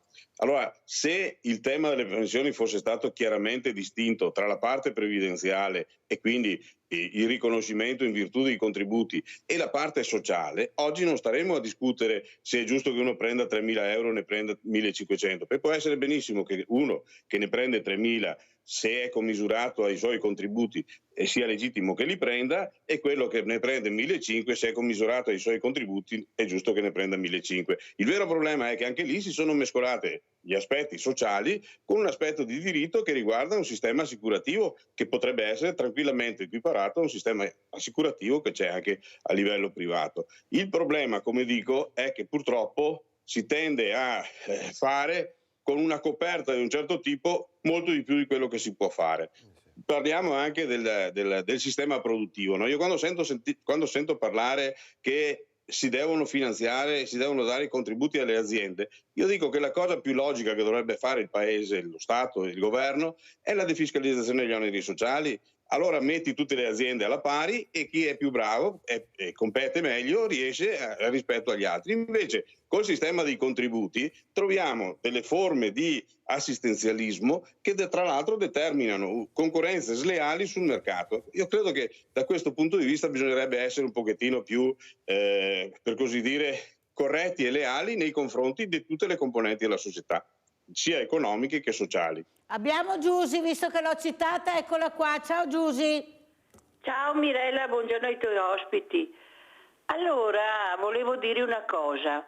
Ho sentito stamattina, e io torno indietro di questo discorso, che a noi italiani hanno derubato 620 milioni di euro per queste famosissime sedie a rotelle che tuttora non, senza un colpevole, perché è stato lui, è stato lei e ci hanno detto così, ci hanno detto 620 milioni. Poi il ponte di Messina, essendo zona sismica, continuano a parlare che devono farlo, e poi Salvini ha detto che è 50 anni che lo stanno studiando e in 50 anni, dico io, non hanno ancora trovato se va bene farlo o no. Questo è il discorso, perché loro stanno presto a dire da 50 anni che lo studiano, ma non è sicuro perché è zona sismica, e allora andiamo avanti così, non trovano nessuna soluzione e vogliono fare il ponte, da 50 anni che lo studiano. Se nessuno è d'accordo vuol dire che non va fatto, io dico. Vi ringrazio. Abbiamo sentito anche Giusy, ricordiamo che questo ponte è costato agli italiani, e costa perché cash è costato purtroppo, anche se non c'è ancora, ma noi facciamo così, i denari ci sono per dove si vogliono fare. E poi abbiamo visto cosa abbiamo visto in Sicilia, di quelle infrastrutture bloccate perché hanno fatto un pezzo di cemento, poi ciao, prego, i soldi qualcuno se li ha intascati. Volevo dire due parole prima, ho sentito parlare di esterofilia riferita all'Italia.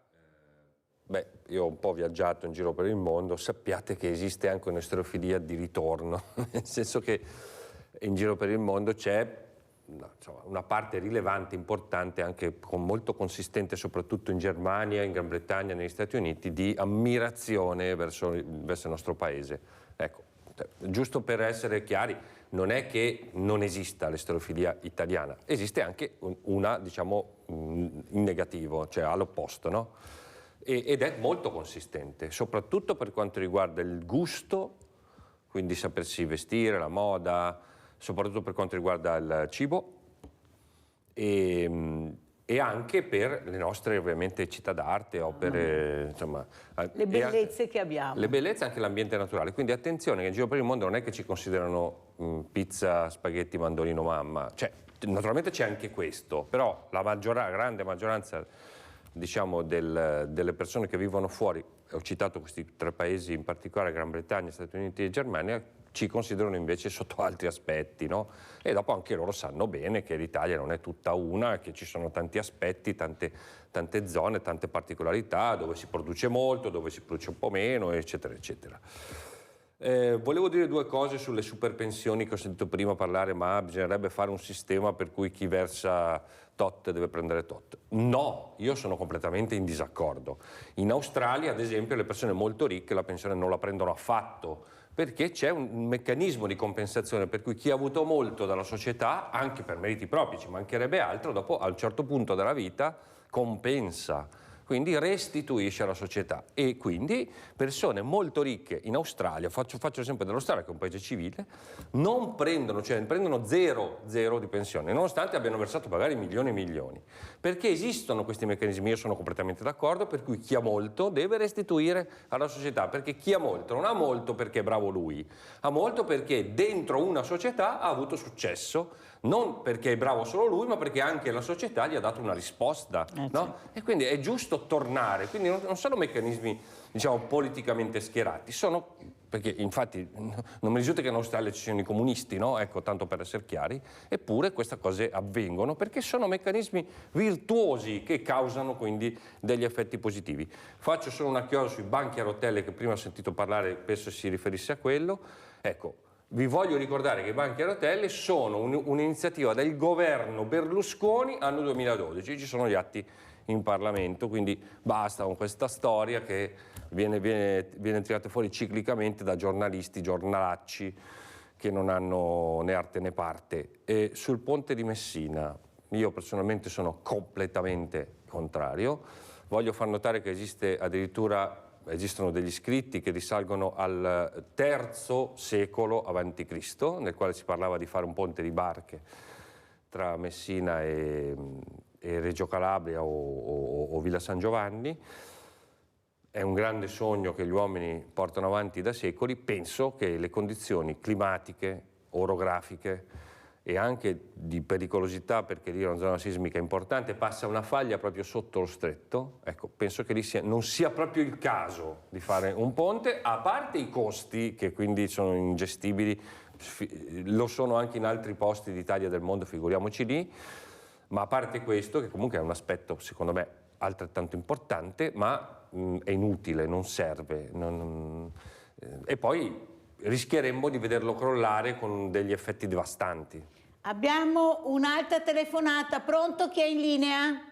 Ciao Mirella, sono Giusy, da Roverbella, ciao. Ciao Giusy, un'altra Giusy, fatalità 2 Giusy, vai Giusy. Io niente, volevo salutarti, volevo farti gli auguri, non voglio parlare di politica perché non mi va, sì, non c'è niente che funziona, è meglio che telefonare e farti gli auguri.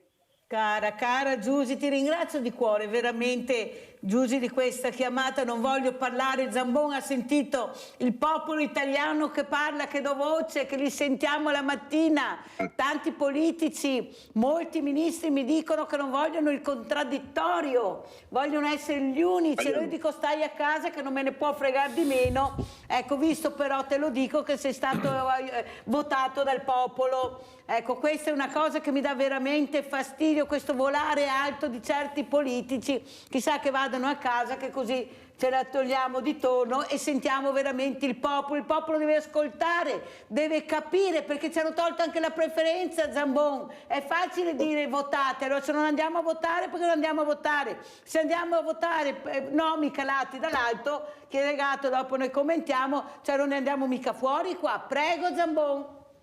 Ma su questo sono perfettamente d'accordo, sono veramente le grandi contraddizioni. Non voglio mutuare ciò che sta dicendo in questi giorni De Luca in Campania, ma la roba strana è che a lui chiedono di non fare il mandato successivo, pur essendo eletto direttamente, e il commissario che è lì del suo partito è alla 7ª legislatura senza avere nessun limite. Queste sono cose oggettivamente che stridono e che non devono esserci.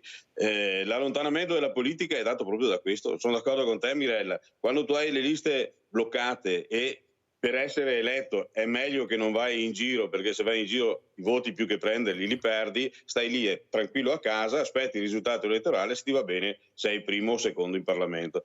Questa è la legge che abbiamo in questo momento ed è una legge elettorale che oggettivamente è assurda. Tornando al discorso di prima, sulla questione, non voglio entrare in contraddittorio con la faccenda delle pensioni, però c'è un aspetto sociale e io condivido perfettamente con quanto veniva detto, che chi ha preso di più è giusto che sia solidale con la comunità e con la società, c'è un aspetto effettivamente invece legato al sistema assicurativo che ha le sue regole e che vanno rispettate. Così non è stato nel tempo e così non è neanche adesso, se vogliamo. Anche tutti questi sistemi che vengono inseriti, diciamo, che sono dei surrogati, pensa a quota 100, 101, 102, 103, quello che è, sono dei surrogati e sono comunque delle formule che non vanno bene. Chieregato? Allora, tutti quelli che vanno in pensione che andranno in pensione nei prossimi anni, voglio ricordare due dati velocissimi. Nel 1960 in Italia sono nate 900.000 persone, nel 2022 380.000. Quindi è logico che, e poi gradualmente negli anni di mezzo c'è stata una graduale diminuzione. Se non mi ricordo male l'apice è stato nel 63 o nel 65 di nascite. Questo significa che siccome quelli che sono nati nel 1960 più o meno stanno andando in pensione in questo periodo, diciamo anche 58, 60 in questo momento, no? Sono le persone che stanno andando in pensione, è chiaro che sono un numero molto, molto grande, che ogni anno quindi va in pensione, perché anche per fortuna nel frattempo la vita media si è allungata, le persone vivono più a lungo e arrivano alla pensione. Un tempo questo problema non esisteva perché le persone che arrivavano all'età pensionabile erano molto poche, quindi la spesa pubblica era limitata. Quindi cosa succede? Che adesso nei prossimi 10-15 anni si assisterà a una costante diminuzione dell'età pensionabile proprio perché sennò i conti non tornerebbero. E il motivo è, primo, che sono state concesse pensioni eccessive, come ho detto prima, sia in termini di quantità di denaro, sia in termini di precocità dell'età pensionabile. Parlo di politiche che sono state, diciamo così, perseguite negli anni passati. E quindi adesso ci vuole questa compensazione, ovvero chi andrà in pensione da qui ai prossimi 10, 15, 20 anni, me compreso, tanto per chiarire, dovrà pagare il conto di politiche che hanno favorito invece persone nate negli anni 30, 40, 50, più 30, 40, no? Che invece hanno goduto di leggi e di favoritismi che sono adesso lì sul piatto. Allora, che cosa vogliamo fare? Vogliamo continuare questo tipo di politica, cioè quindi dire ok, nei prossimi 10-15 anni adesso c'è 103, dopo ci sarà 105, 108, dopo ci saranno dei balzelli, dopo si dirà ok, puoi andare in pensione anche un po' prima, però dovrai rinunciare a una certa quantità di denaro. Insomma, è sempre il solito meccanismo. Oppure vogliamo aggredire oggi chi ha super pensioni, chi prende, lo dico molto chiaramente, posso anche fare dei numeri, tutti quelli che prendono più di 3.000 euro al mese devono rinunciare al 20% della propria pensione, chi prende più di 5.000 al 30%, chi prende più di 10.000 al 50%, ok? E poi a scalare, chi prende 2.800 dovrà rinunciare al 15%, chi prende 2.600 dovrà rinunciare al 10% e così via. Se facciamo questa operazione, perché i calcoli sono già stati fatti, noi possiamo garantire delle pensioni minime molto più elevate. Quindi che cosa avviene? Che io prendo una certa quantità di denaro, no? Dalla fascia alta della popolazione e lo immetto nella fascia bassa. Questo cosa causa? Che questi soldi immediatamente vanno nel mondo del consumo, perché chi ha poco, con quel poco che gli dai in più, fa un pochino più di spesa, paga regolarmente le bollette e l'affitto e quindi immette nel mercato subito quel denaro. Quel denaro va nella fascia immediatamente più alta, quella dei commercianti, quella delle persone che comunque hanno un tenore di vita medio, no? Che a loro volta ingrassano la quota più elevata, quindi il negoziante potrà comprarsi la macchina nuova più velocemente oppure andare in vacanza 2 giorni in più ogni anno e così via. Quindi prendere del denaro da una fascia alta di popolazione e immetterlo nella fascia bassa causa vantaggi a tutta l'economia. Questi sono concetti economici talmente semplici e talmente basici che io rimango sempre allibito quando faccio queste proposte e c'è chi storce il naso e dice no, ma non è giusto. No, lasciamo stare è giusto o non è giusto, è incredibilmente conveniente e a mio parere, secondo me, è anche molto giusto. Allora andiamo a sentire anche cosa ne pensa un industriale molto noto italiano del nostro territorio oltretutto, che è Riccardo Illy sul Nord economico. Andiamo a sentire cosa dice, poi commentiamo con Fiorenzo Zambon e anche con Floriano Zambon e con Valente Chieregato. Andiamo a sentire. In questo scenario di cambiamento ripensavo al titolo di un suo libro, credo di 20 anni fa, Così ci perdiamo il Nord. Allora, ce lo siamo perso, non ce lo siamo perso, e nell'ambito di questi fenomeni come è cambiato? In realtà i problemi che c'erano allora, quelli che chiamo gli svantaggi competitivi del sistema paese che affliggevano soprattutto il nord Italia, sono quasi tutti lì. Pensiamo solo all'alta velocità ferroviaria, per fare un esempio, che è stata realizzata solo fra Torino, Milano fino a Roma e Napoli, e per il resto ancora sta languendo. Moltissimi altri problemi che riguardano le imposte, che riguardano gli oneri previdenziali, sono ancora tutti lì. Ecco, però per fortuna il Nord è stato più, oggi diremmo, resiliente di quanto potevo aspettarmi, e quindi non l'abbiamo ancora perso, è ancora lì che resiste. Abbiamo sentito cosa ha detto Riccardo Illy, poi lo commentiamo con Valente Chieregato e Floriano Zambon, ma adesso sentiamo la nostra Giulia da Venezia. Ciao Giulia. Ciao Mirella, buongiorno a tutti, anche agli ospiti che hai là, specialmente a Clemente Chieregato, che è molto preparato. Allora Mirella, volevo dire a riguardo della Costituzione, leggila sempre Mirella, perché è la più bella Costituzione che abbiamo noi, perché è stata fatta Mirella in epoca a fine guerra, quando c'è stato quel grande spargimento di sangue. È stata fatta perché non venisse più fatto quello che hanno fatto le leggi fasciste Mirella. Perché io ho avuto il papà in prigionia, è stato con la guerra seconda.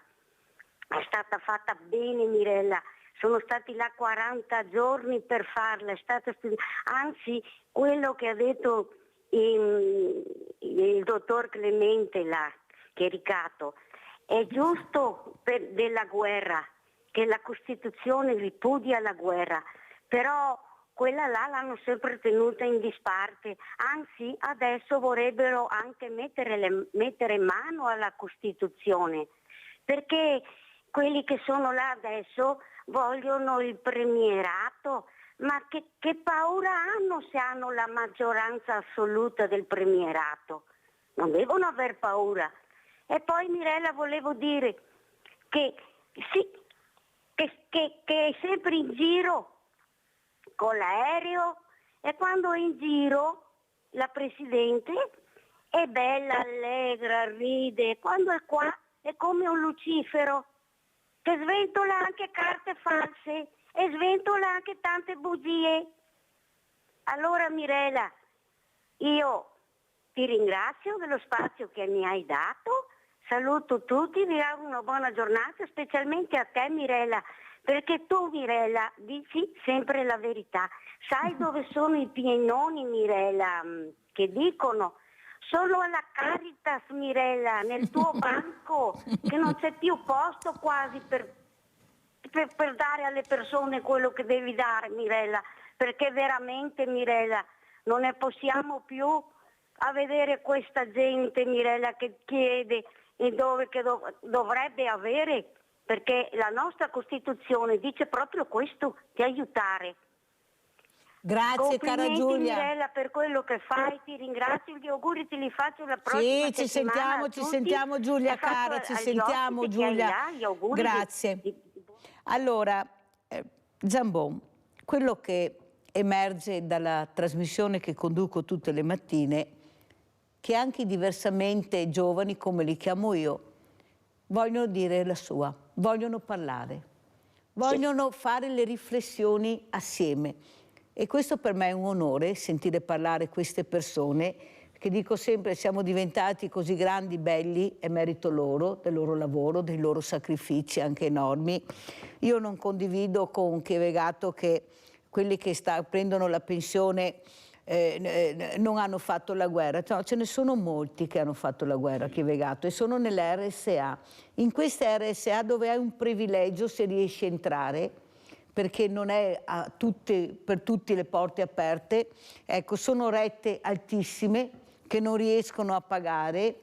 Io ho il direttore dell'ISRA di Treviso, che ringrazio sempre, il dottor Pavan, che chiede alla Regione soldi perché non ce la fanno sino a tenere in piedi questa struttura che dovrebbe dare un supporto anche affettivo, diciamola pure, perché non sempre i figli si ricordano dei genitori o i nipoti, qualche amico li va a trovare, ve lo dico io che vado là, io sì ci vado, politici non ne vedo mai, pure in casi estremi, perché allora c'è la visibilità e allora per forza devo andare, ma di sicuro non li trovi nelle camere, li trovi nelle hall, perché... No, ma dicevo che ormai sì, però... Ecco, a queste persone che abbiamo ancora la fortuna di avere, che abbiamo dei centenari, che hanno una memoria che veramente è incredibile, vogliamo cercare di supportarli, visto che ne abbiamo pochi, ma quei pochi sono meravigliosi.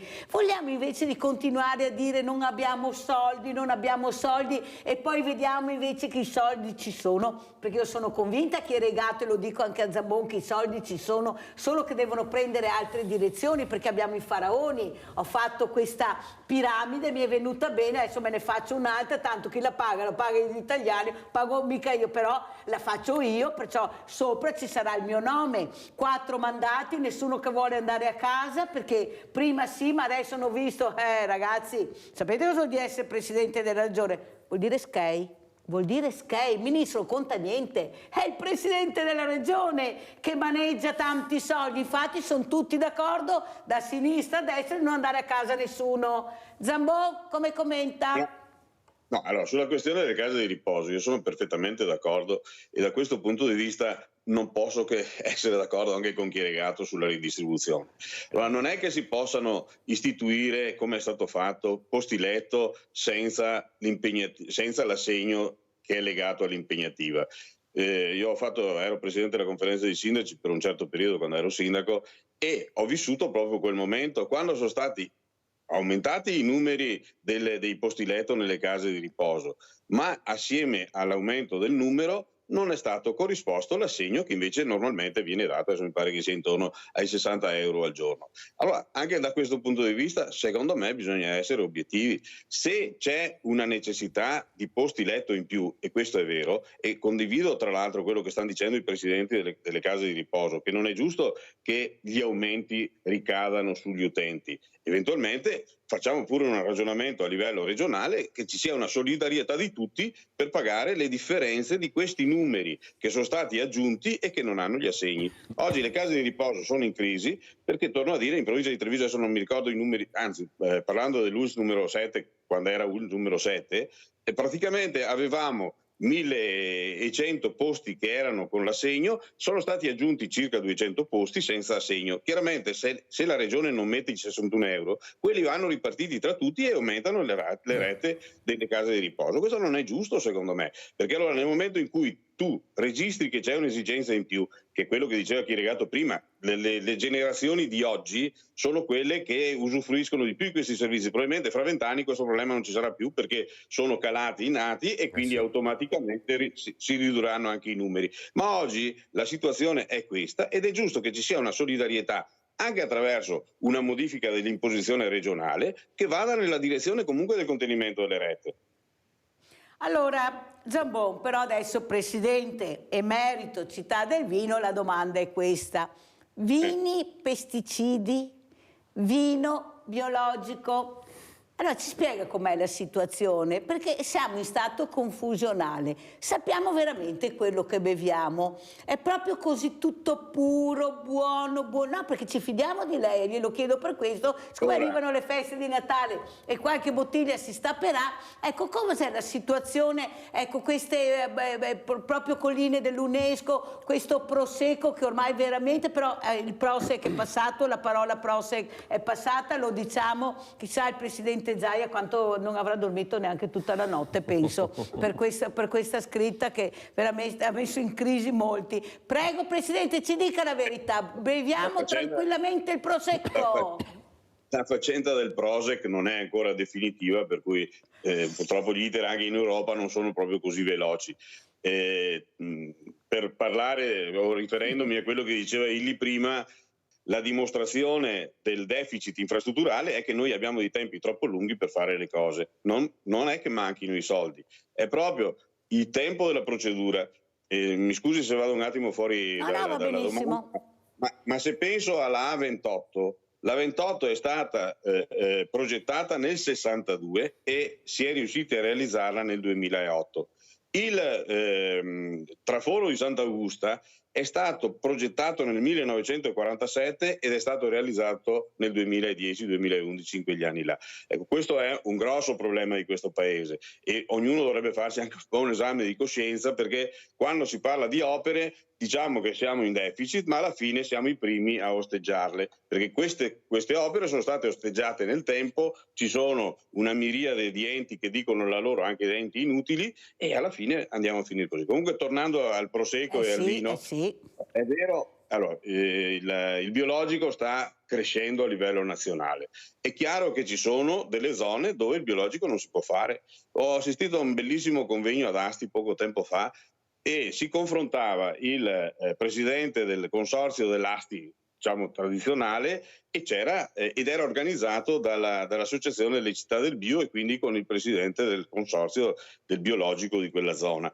E alla fine si è convenuto che se vogliamo il prodotto c'è una parte che può essere biologica e quindi bisogna incentivarla e farla crescere, ma c'è una parte che biologica non può essere. Se parliamo di vini siciliani, sono biologici per definizione, proprio per le condizioni climatiche. Probabilmente alcuni vini eroici che ci sono in Valtellina e alcune altre produzioni che ci sono anche dalle nostre parti non potranno mai essere biologiche. Il problema è di governare anche questo percorso di quelli che biologici non sono, per un utilizzo limitato delle sostanze. E se posso dire, la zona le nostre zone, che sono quelle un po' più sotto il mirino, sotto l'occhio di tutti, perché i numeri sono grandi, hanno fatto di più di tante altre zone blasonate di questo paese. Ve lo dico per esperienza fatta, avendo vissuto a livello nazionale questo incarico. Perché ci sono nei disciplinari, sono state eliminate molte elementi inquinanti che sono legati al fitofarmaco, e è emblematico quello che ha fatto il consorzio del Prosecco. Quindi da questo punto di vista io ritengo che ce ne sia ancora molta strada da fare, però per esempio, vi faccio l'esempio, anche questa è un'esperienza fatta quando ero sindaco nell'ultimo periodo, io ho vietato con un'ordinanza il glifosate, e devo anche dire che rispetto a altre zone del paese, se voi andate anche in Piemonte, dove se ne fa ancora un uso abbastanza abbondante, da noi il glifosato viene utilizzato pochissimo, perché è effettivamente stato vietato prima dall'ordinanza e adesso anche dal disciplinare. Molto chiaro, anche se l'unica volta che si è grattato la nuca a Zambon è quando abbiamo parlato di vino. Ecco, là è un momento dove la mano è andata dietro la testa, e questa la dice lunga sulla strada da fare che dovremmo fare. Allora grazie veramente Floriano Zambon di essere stato con noi, veramente grazie, e complimenti anche perché Floriano Zambon, lo dico io, lo sapete, è una brava persona che si è messa in gioco molte volte, e naturalmente la politica, le brave persone le sta mettendo agli angoli, perché hanno bisogno di altre persone che alzano e abbassano la mano conforme la telefonata della segreteria che arriva, e là ce la giochiamo tutta, perché poi le conseguenze le paghiamo noi. Valente Chieregato, come ci saluti? Vi saluto con la Costituzione. Visto che poi leggerò, perché la leggo il sabato sempre. Ottimo, bellissimo. Allora, in questo periodo si sta discutendo una nuova riforma, il premierato cosiddetto. Allora, a parte che c'è un piccolo problema di base, cioè che l'iniziativa è arrivata dal governo e non dovrebbe essere così, perché qua dentro c'è scritto come si fa la riforma della Costituzione e non è citato il governo. Però soprassediamo a questo. Vogliono fare il premierato, cioè vogliono dire che noi dobbiamo scegliere direttamente il nostro primo ministro. Ora, per essere chiari, in Gran Bretagna non c'è il premierato, in Germania non c'è il premierato, in Francia non c'è il premierato, perché si elegge il Presidente della Repubblica, non il primo ministro. In Spagna non c'è il premierato, non c'è il premierato neanche in Cina o in India, dove comunque non ci sono democrazie. Non c'è il premierato in Giappone, non c'è il premierato praticamente da nessuna parte. C'è un solo posto dove c'è il premierato, negli Stati Uniti d'America. Lì c'è il premierato, si elegge il capo della nazione che è anche capo del governo. È come un presidente della Repubblica e un presidente del Consiglio mischiati. Sistema che funziona da quasi 250 anni, quindi per carità, non è che lo voglio discutere. Dico solo che si vuole fare qualcosa che praticamente non fa nessuno. Per carità, può essere anche una buona idea, però io dico che noi abbiamo un sistema equilibrato dove invece per avere un vincitore certo c'è una strada che è quella della legge elettorale. Bisogna fare una legge elettorale molto più chiara. Io ad esempio sono contrarissimo alle preferenze, personalmente, vorrei fare un percorso di primarie dove gradualmente per legge le persone si candidano dentro le liste dei propri partiti e si confrontano con i cittadini. I cittadini gli dicono tu vai bene, tu non vai bene e dopo si va a votare senza le preferenze, perché le preferenze soprattutto in certe zone d'Italia causano dei problemi incredibili di compravendita di voti eccetera. Quindi io sono contrario, sarei invece per le primarie che tra l'altro vengono utilizzate proprio negli Stati Uniti d'America per selezionare i candidati. Non è che funziona sempre, come tutti i sistemi è perfettibile. Un'ultima cosa, quindi quando verrà proposta questa legge sappiate che poi si andrà a votare, io istintivamente sono per il no, però vedremo. Un'ultima cosa sempre sulla Costituzione, ricordatevi che la Costituzione si può leggere, tutti la possono leggere, chiunque, qualunque persona, anche chi a stento riesce a leggere e scrivere, e lo dobbiamo soprattutto a Piero Calamandrei, uno dei padri costituenti, che durante la scrittura della Costituzione rileggeva ogni articolo davanti a tutti e chiedeva a chi era davanti a sé se quelle parole potessero essere comprese dal pastore sardo o dal contadino lucano. Quando gli si rispondeva di no, si riscriveva l'articolo in modo che fosse chiaro e oggi noi la possiamo leggere tutti, no? Chi è istruito, chi lo è meno, chi è dotto e chi invece fa una vita più modesta, con tutto il rispetto, ci mancherebbe altro, ma tutti possiamo comprenderla ed è per questo che la dovete leggere e fa benissimo Mirella a leggerla, è una cosa straordinaria, ma la potete fare anche a casa vostra ovviamente ed è un documento eccezionale. Ricordatevi un'ultima cosa, ultimissima, il Sudafrica che ha raggiunto la democrazia negli anni 90 ha una Costituzione strepitosa, bellissima e come base hanno preso la nostra. Grazie anche a Valente Chieregato, manager, grazie ancora a Floriano Zambon, pubblicità.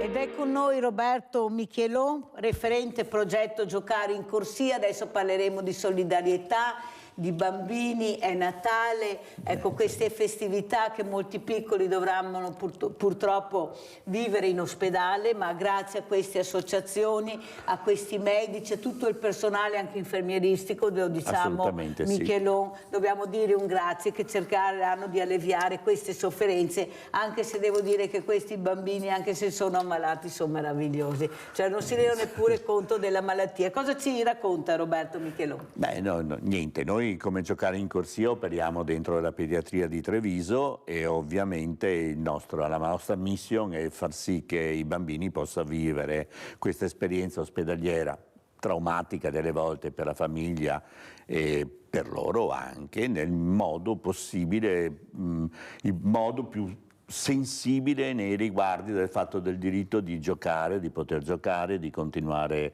a relazionarsi con altri bambini e tutto quanto questo. Per fare questo ovviamente siamo in pediatria tutti i giorni, tutti i pomeriggi e le sere, circa 12, dai 12 ai 15 volontari tutti i giorni, che voi potete vedere poi nei nostri siti social di Facebook, di Instagram, perché ovviamente per noi è importantissimo far vedere che noi ci siamo sempre e organizzare per questi bambini dei laboratori, la lettura delle fiabe, il passaggio dei clown, la pet therapy, dei giochi insieme e tutto quanto questo viene fatto grazie anche al contributo della LILT e il contributo di nostri volontari, che ormai sono 140 volontari che si alternano. Volontariato poi estremamente giovane, a differenza del volontariato classico, diciamo, perché è fatto con un range di persone che va dai 18 anni, che è l'inizio, fino ai 40-45 anni. Allora, parentesi Michelon,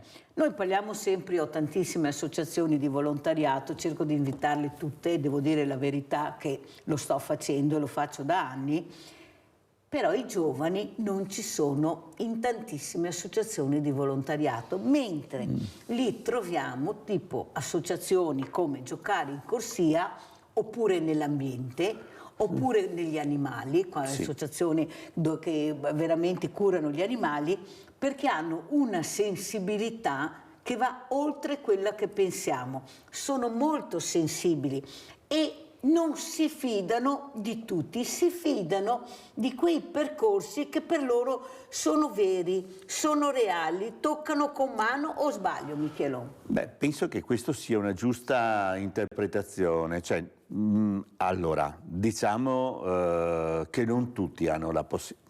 Cosa è cambiato nella società? Anzi, vorrei dire un'altra cosa, per i giovani che lavorano sempre, perché sono sempre che lavorano. Ormai la nuova modalità purtroppo di lavoro, io sono in pensione, pertanto ne parlo con i miei ricordi, una volta alle ore 18 finivo di lavorare, punto e basta, e non c'era più il lavoro delle 18:02, avevo timbrato il cartellino, avevo smesso e vivevo la mia vita. Adesso invece i giovani che io conosco, che vedo, perché come ripeto frequento tutti questi ragazzi, non finiscono mai. C'è questo cavolo di cellulare che ti tiene collegato sì al social o anche alle amicizie, ma ti tiene anche collegato al lavoro, purtroppo, spesse volte. Pertanto il tempo si è dilatato, ha facilitato determinate cose, ma secondo me le ha anche peggiorate sicuramente. Dopodiché, rispetto al volontariato, io trovo che ci sono, almeno i ragazzi che conosco io, sicuramente dei ragazzi che hanno voglia di impegnarsi in un qualcosa che al limite esula dal sociale, nel senso di andare in un ambiente dove tutte le convenzioni, che lavoro, che macchina hai, quanti spritz bevi o tutte queste cose non contano, ma sono delle persone che vogliono vivere invece una relazione vera, pura, e secondo me appunto dell'ambiente, dei bambini, degli animali, sotto certo punto di vista, garantiscono questo. Noi da parte nostra possiamo dire che abbiamo anche un supporto di una psicologa, di corsi di formazione, di un ambiente, come dire, garantito, di un progetto consolidato che consente anche a questi ragazzi di essere accolti, formati e soprattutto di avere tutte quante, come dire, quella professionalità dietro che gli consente di vivere il volontariato in un modo efficace. Ecco. Allora Roberto Michelon, quello che vorremmo anche capire, perché a casa sono curiosi, siamo curiosi, come si riesce a sopravvivere e a stare vicino al dolore, alla disperazione a volte, a questi genitori che veramente sono momenti drammatici, questo bambino che ti guarda con questi occhi e tu sai quel bambino se ce la farà o non ce la farà, o che percorso difficile potrà intraprendere, questa serenità e con questa formazione che devi anche fare, perché non è semplice. Il bambino ti guarda, ti osserva, ti chiede perché, vuole sapere perché mi fai questo, perché, o sbaglio Michelon? Sì, adesso vorrei anche dire che c'è varie possibilità di intervenire a livello del volontariato, nel senso che noi possiamo avere una modalità dell'OASI dove incontriamo i bambini. L'OASI pediatrica. L'OASI pediatrica, un posto veramente bello dato a noi e di conseguenza arrivano i bambini che possono muoversi, che stanno facendo una terapia. Ovviamente se parliamo di bambini che hanno dei percorsi più faticosi, e sto parlando appunto del discorso oncologico oppure altri percorsi di problemi sociali, con questi diciamo andiamo con i piedi di piombo, nel senso che cosa vuol dire? Vuol dire che dietro a queste persone che entrano c'è molta formazione. Cioè, quando io dico in Giocare in Corsia c'è una psicologa, ci sono io, ci sono altre modalità per confrontarsi, parliamo di 34 corsi di formazione in un anno, non uno, dove i nostri volontari sono obbligati a partecipare, e tutto questo è gratuito, nel senso che noi investiamo nei nostri volontari. Grazie, ripeto, alla LILT, offriamo tutto il possibile perché possano svolgere la loro attività in un modo sereno e soprattutto anche con questa assistenza, diciamo, da parte delle persone professionali che garantiscono anche il buon funzionamento. Non vai bene, c'è qualcosa che non va, ne parliamo, discutiamo, cerchiamo di trovare delle modalità. Questo ci ha consentito finora di svolgere un'attività non sempre facile, delle volte vieni a casa con un gruppo, vabbè, però diciamo che si può fare, insomma. Allora adesso andiamo a Vicenza e andiamo a vedere neuropsichiatria infantile, perché ci sono veramente dei problemi. Andiamo a sentire. È un trend in aumento negli ultimi 10 anni. La pandemia è stato sicuramente un acceleratore per una serie di disturbi e di non solo, anche di disagi che si possono manifestare nell'età preadolescenziale e adolescenziale. I disturbi compaiono sempre più precoci e questo, come dire, cambia anche la traiettoria evolutiva del minore. Quando il disturbo è più precoce necessita di un intervento altrettanto precoce e multidisciplinare per modificare la traiettoria di sviluppo. I dati purtroppo confermano la tendenza anche a Vicenza. Al San Bortolo lo scorso anno sono stati 132 i bimbi ricoverati nel reparto di pediatria contro i 98 dell'anno precedente. Un trend in crescita dei disturbi neuropsichiatrici infantili, tanto da diventare una sorta di emergenza nascosta. Quasi triplicati i ricoveri in 10 anni. Nel 2012 furono solo 40. Per questo l'Usberica ha potenziato il servizio attivando 4 posti letto in più e un'area diurna dedicata ai piccoli pazienti. Una gestione integrata non solo tra ospedale e territorio, ma anche multidisciplinare tra specialisti pronti a collaborare per fare fronte alle diverse forme di disagio che soprattutto dopo la pandemia stanno emergendo tra i minori. È un lavoro che si integra tra neuropsichiatri e pediatri, perché la patologia necessita proprio di un'integrazione professionale di questa tipologia. Abbiamo seguito quelli che sono i criteri anche legati alla tipologia di posti letto, e quindi diciamo che stiamo lavorando con un ampio aspetto anche di sicurezza. Il livello di attenzione deve rimanere alto da parte di noi genitori e di noi professionisti, e quindi quando ci accorgiamo che c'è una modifica a livello anche delle routine, delle abitudini dei nostri bambini e dei nostri ragazzi, segnalarlo ai curanti, quindi in primis ai pediatri, i medici di medicina generale, chiedere appunto un confronto e parlare con loro, e soprattutto anche un legame importante e una collaborazione e comunicazione importante non solo con i ragazzi ma anche con gli insegnanti. Allora, Roberto Michelon, questi ragazzini, questi bambini sono molto preoccupati, gli addetti ai lavori, ma quello che colpisce e che voglio far vedere a casa è che non sono più gli ambienti di una volta, sono ambienti colorati, tantissimo colore, disegnati, ecco, sono ambienti dove tu non ti rendi neanche conto di essere in un ospedale, e il bambino ha bisogno di questo, il bambino ha bisogno di colore. Prego. Mi fa piacere perché l'ultima cosa che abbiamo fatto come Giocare in Corsia è stato proprio di decorare tutte le porte della pediatria con dei disegni realizzati da Chiara Tronchin, che è un'illustratrice, sì, che abbiamo avuto anche ospite.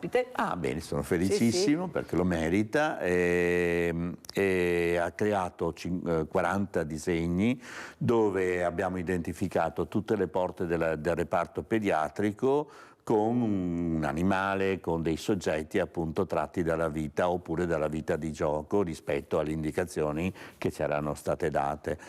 E semplicemente questo fatto di togliere un numero ma dare per esempio un pinguino o un orsetto o una foca o una balena ad una stanza ha consentito anche ai bambini, soprattutto i bambini piccoli che magari i numeri non li conoscono ma sicuramente si identificano meglio con un animale o cosa del genere, hanno relegato appunto il reparto. Sì, un ambiente che noi decoriamo sempre, tra parentesi, questo Natale la nostra porta è un grande Babbo Natale, la sera del 23 non faremo Babbo Natale quest'anno perché ce ne sono già troppi che vanno e allora non vogliamo aggiungere un altro Babbo Natale, ma vorremmo fare una festa diciamo piena di luci, di lucette, intima. Come vive il bambino quando voi lo vedete la prima volta che entra in queste stanze? Ecco, questo genitore che veramente è un'altra cosa, il bambino, ecco, gli occhi del bambino che Gli occhi del bambino sono degli occhi curiosi che vedono entrare delle persone colorate, a parte che devo dire c'è la qualità adesso anche del personale sanitario che a loro volta hanno cambiato gli atteggiamenti, cioè veramente io devo dire sono 20 anni ormai che vado, di conseguenza l'esperienza c'è? Ho visto veramente c'è come dire, una qualità ormai che è assodata del personale sanitario, gentilissimo e anche veramente piacevole. Noi entriamo appunto con il carrello delle fiabe, con i giochi, o vestiti da clown. Ovviamente il primo sguardo è uno sguardo di curiosità e questo sguardo di curiosità permette soprattutto al bambino e alla famiglia, alla mamma, al papà, chi c'è, di cambiare modo di parlare, di cambiare aria dentro a quella stanza. Effettivamente le prime ore di ricovero sono ore che sono un continuo come stai, che cos'hai, hai la febbre, hai freddo, hai fame, tutte queste cose che sono quelle cose diciamo domande della preoccupazione. Le altre domande invece che facciamo noi, no? Che parliamo, che scherziamo, che cerchiamo di portare altre cose o la fiaba. Le parole si trasformano, che bella quella fiaba, cosa hai fatto in laboratorio, ma chi sono questo bambino risponde? Assolutamente sì, assolutamente risponde e si rispetta anche i bambini che non hanno voglia di rispondere, perché in un luogo dove siamo costretti a dire sempre di sì, almeno questo è il bambino, oppure che non puoi dire di no perché ha cambiato letto, ha cambiato cibo, ha cambiato persone che non conosce, che si relazionano con lui, persone che dicono al genitore cosa fare, una cosa inconcepibile per un bambino per esempio. Invece in quel momento improvvisamente ritorna che la famiglia si ricompone praticamente, si ritorna al dialogo normale con argomenti diversi che non sono solo quelli della malattia. Perché il genitore è fissato appunto, come stai? Hai la febbre? Dove ti fa male? Io sarei uguale, di conseguenza mi comporterei come loro. Invece? E avere invece questa possibilità di spostare il discorso in altre cose consente sia al bambino di ritrovarsi nella relazione primaria appunto genitoriale o di chi ne fa le veci ovviamente, e di togliere e di lenire questa preoccupazione, diciamo, che è insita nel fatto di essere di un genitore. Ecco. Allora andiamo adesso a Padova, ci spostiamo in continuazione, ma è molto importante, andiamo a vedere psichiatria, allarme giovani.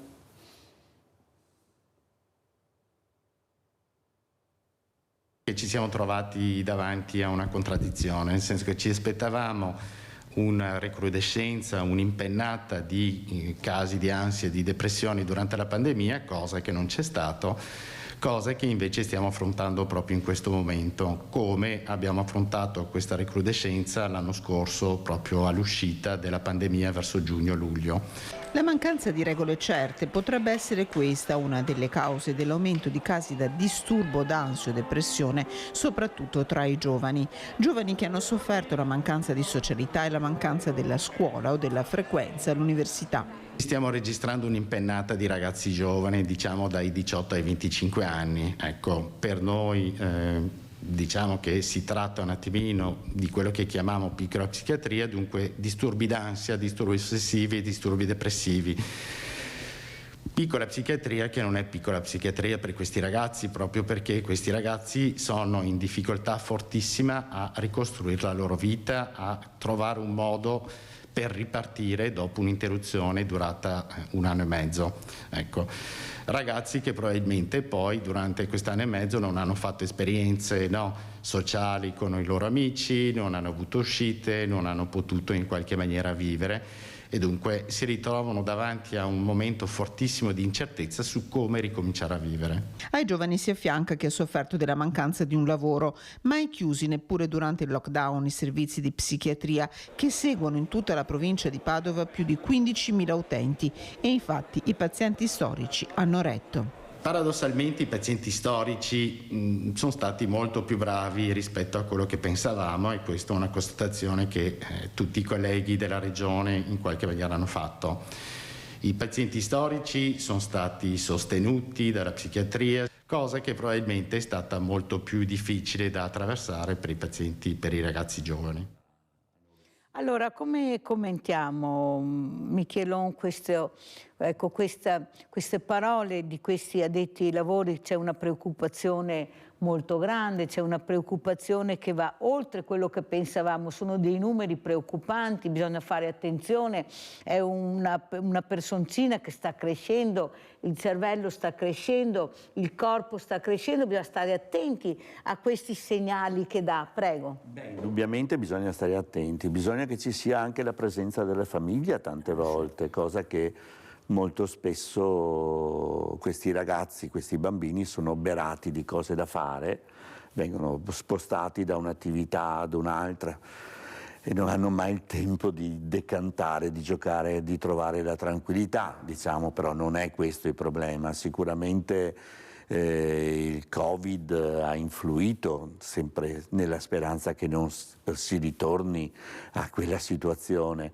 ma indubbiamente sono aumentati, purtroppo noi vediamo, almeno in pediatria, vediamo un aumento di problemi di disturbi alimentari per esempio, dei problemi anche sociali molto spesso di abbandoni o cose del genere. Ovviamente questi problemi fanno parte del sociale, diciamo, di questa situazione anche di precarietà, questa situazione di difficoltà di vivere la vita. Roberto, la differenza tra il nonno, la nonna e il papà o la mamma, ecco, quando entrano in questi reparti, qual è quello che riesce a far sentire meno la malattia, che cerca di vivere meglio la situazione anche di fronte a questi occhi che ti guardano e basta un battito di ciglia, il bambino capisce? Prego. Beh, oddio, è una domanda un po' difficile e anche complessa questa di per sé. Io penso che il bambino abbia bisogno di sentirsi rasserenato dalla persona che è accanto e sicuramente quando la famiglia vive con grande preoccupazione la malattia, comprensibile, ovviamente non è la persona adatta per rasserenare. Spesse volte, delle volte, almeno i nonni sono più capaci di avere questa possibilità di dare quell'affettività immediata, perché non sono preoccupati ovviamente, ma non sono loro i referenti. Il genitore vive sempre il progetto di vita del bambino e soprattutto sulle malattie importanti, penso, diventa il suo pensiero è che cosa gli mancherà nel futuro o che futuro avrà. Mio figlio. Ecco, mio figlio. E questa è una cosa purtroppo nelle malattie importanti appunto è una cosa estremamente significativa, cioè nel senso che vive che cosa gli mancherà. Il nonno riesce a vivere l'affettività del momento, ecco, diciamo, in modo molto semplice. Riesce a superare questa tragicità, diciamo. Riesce ad essere più concreto nell'immediato, ecco. Ed è un messaggio positivo questo. Ma assolutamente, il fatto è che queste persone devono esserci sempre, continuo a dire, rispetto a quello che è stato detto, cioè avere la possibilità del nonno, avere la possibilità della famiglia che mangia insieme senza altre distrazioni, ritrovare ancora quelle modalità che facevano parte di un po' di tempo fa, prima dei social, prima del cellulare. Della quotidianità che avevamo una volta, questa quotidianità che è un po' cambiata. È una quotidianità che ormai abbiamo perso nel fatto che stesso che non mangiamo insieme, se mangiamo con una televisione accesa, nel fatto che non c'è più un dialogo, nel fatto che non ci sono più le relazioni personali, in tutte queste cose secondo me vanno anche ad influire in un disagio poi del vivere la vita di chi vorrebbe avere queste cose. Specialmente chi sta soffrendo e che ha dei problemi. Chi sta soffrendo è ancora esponenziale la cosa. Allora adesso vi porto a Trieste, andiamo a vedere questa esperienza psichiatrica Africa. Andiamo a sentire e a vedere. Il modello Trieste in psichiatria è una realtà ormai riconosciuta a livello non soltanto nazionale. Si è sviluppato negli anni partendo dall'esperienza di Franco Basaglia ed ora è pronto per una nuova avventura. La legge Basaglia è stata la legge innovativa che ha permesso la chiusura degli ospedali psichiatrici, la loro apertura nel campo sociale, la costituzione delle cooperative sociali che hanno festeggiato quest'anno i primi 50 anni, quindi Trieste veramente esporta il modello. Della possibilità che il nostro modello attecchisca in Sudan, Camerun, Chad e Repubblica Centroafricana si è discusso durante il convegno Salute Mentale di Comunità verso un percorso condiviso che coinvolge appunto 4 paesi in attesa di poterlo sperimentare quel modello. L'iniziativa è stata organizzata dalla sede di Khartoum della ICS. Noi come Agenzia Italiana per la Cooperazione allo Sviluppo teniamo il settore della salute mentale come uno dei settori fondamentali del nostro intervento nei paesi in via di sviluppo dove operiamo. Non solo quello della salute mentale ovviamente, ma anche altri settori che sono di competenza anche della nostra cooperazione. Non sarà certamente un passo semplice esportare questa esperienza in quei paesi, nessuno lo nasconde, anche se è altrettanto vero che ad esempio in Camerun ci si sta avviando verso qualcosa di interessante in tal senso. La salute mentale è ritenuta uno stigma, i ragazzi o le persone con questa disabilità, se la vogliamo chiamare disabilità, vengono reclusi in casa o negli ospedali psichiatrici, quindi speriamo noi che col coinvolgimento di questi esperti che sono presenti oggi e con il nostro supporto anche finanziario ovviamente in futuro possiamo dare un beneficio a queste persone e ai paesi dove operiamo per una migliore gestione di queste problematiche. Molto sta cambiando, c'è una notevole sensibilità per quanto concerne la nascita delle comunità di supporto. Diciamo che c'è un terreno fertile per adattare il modello Trieste, il modello italiano. Molto si è fatto in Camerun a livello di associazioni, in una nazione che finora poco ha fatto per venire a loro incontro. Ora c'è una maggiore collaborazione con il governo, ma c'è anche la necessità di aumentare le risorse a disposizione. E adesso allora andiamo a Treviso e sentiamo cosa dice il primario di psichiatria. Andiamo a sentire. Una lucida follia, le parole di Fabrizio riecheggiano come un grido silenzioso. Ero animato dalla rabbia. Lui che era stato in cura per problemi psichiatrici, che aveva terminato il percorso, ma che negli ultimi mesi aveva dato qualche segnale, aveva compiuto atti autolesionistici.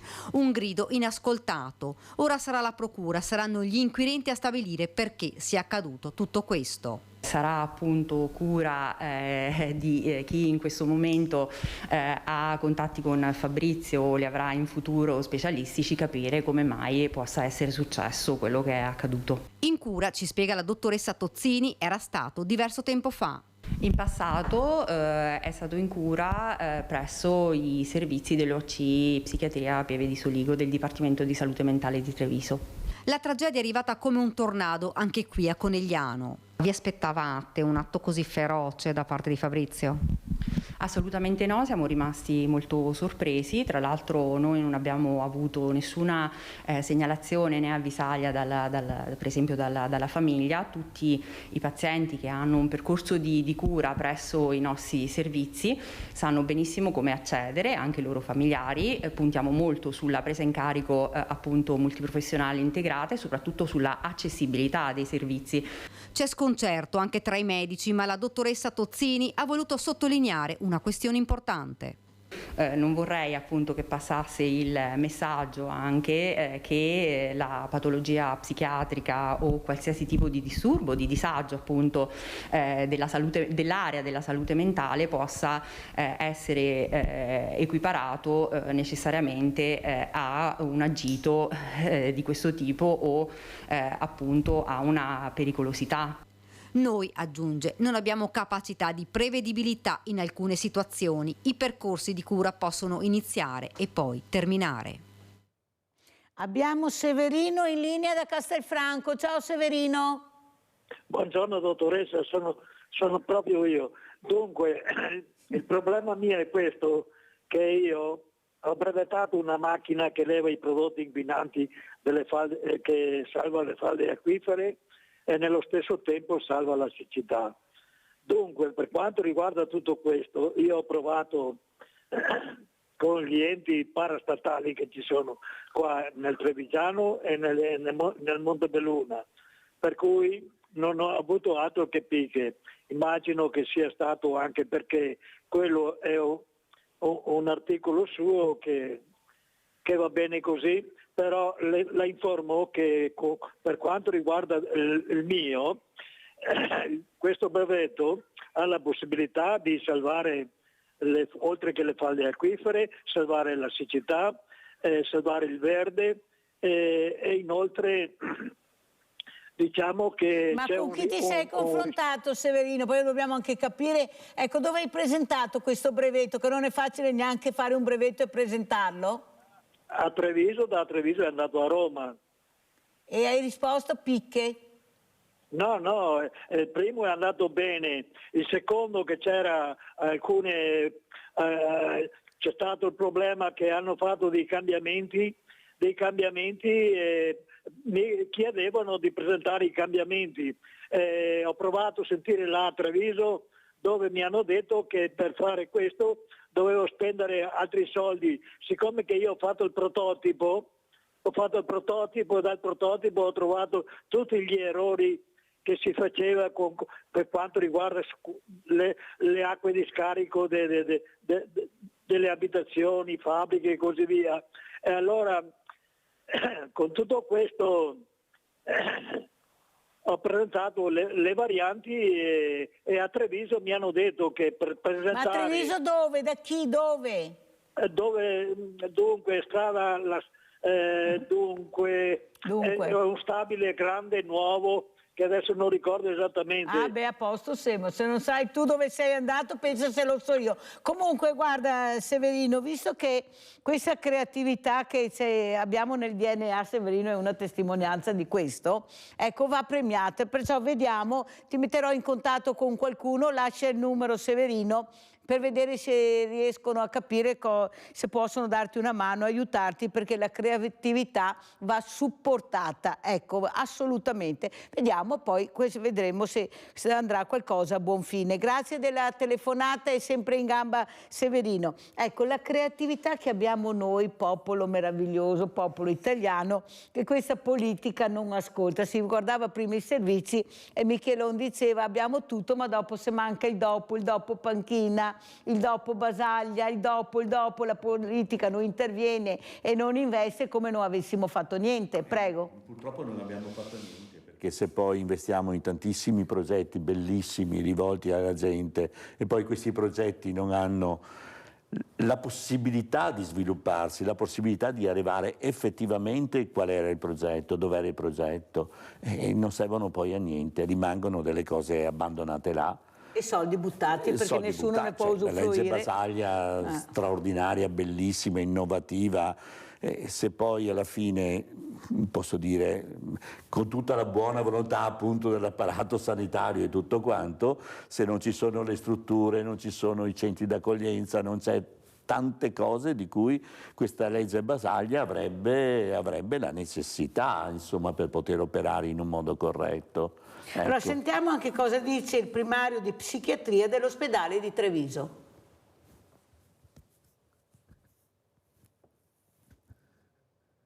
Rimettilo poi, grazie.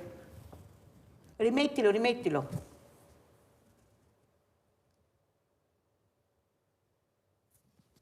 Una lucida follia, le parole di Fabrizio riecheggiano come un grido silenzioso. Ero animato dalla rabbia. Lui che era stato in cura per problemi psichiatrici, che aveva terminato il percorso, ma che negli ultimi mesi aveva dato qualche segnale, aveva compiuto atti autolesionistici. Un grido inascoltato. Ora sarà la procura, saranno gli inquirenti a stabilire perché sia accaduto tutto questo. Allora, perché ho fatto rivedere? Perché c'è questa frase che mi intriga molto, lucida follia.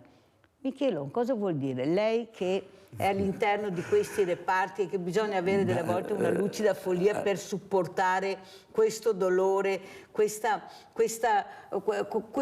male che ti è arrivato all'improvviso, che mai ti saresti aspettato, specialmente se colpisce questo bambino che è tuo figlio. Ecco, lucida follia di superare questo ostacolo. Beh, qui è la grande capacità, le risorse che riusciamo a mettere in campo come genitori in questo caso, nel senso che sono loro i protagonisti di questo, ripeto sempre, oltre all'accoglienza di tutto quanto, cioè di riconoscere la malattia o di riconoscere l'handicap o di riconoscere, come si può dire, la diversità del proprio figlio, della propria figlia, e facilitare questo suo percorso di crescita.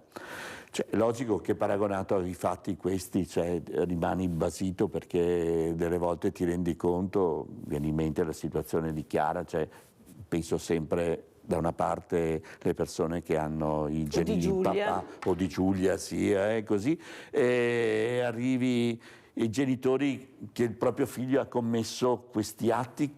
Che cosa gli resta? Che cosa allora, c'è Michelon, il dramma? siccome siamo in chiusura, l'atto che ci rimane da fare adesso è salutare questi bambini assieme. Salutiamo questi bambini insieme. I genitori, salutiamo questi bambini, questi genitori, questi volontari che solo grazie dobbiamo dire per l'impegno e fanno quello che tutti quanti dovremmo fare, ma qualcuno è pigro e non fa velocissimo. Velocissimo, voglio ricordare che c'è una campagna di peluche come per sostenere il nostro progetto, per sostenere appunto questa educatrice che accoglie i bambini in day surgery. Ecco, grazie tantissimo a Roberto Michelon, referente progetto Giocare in Corsia.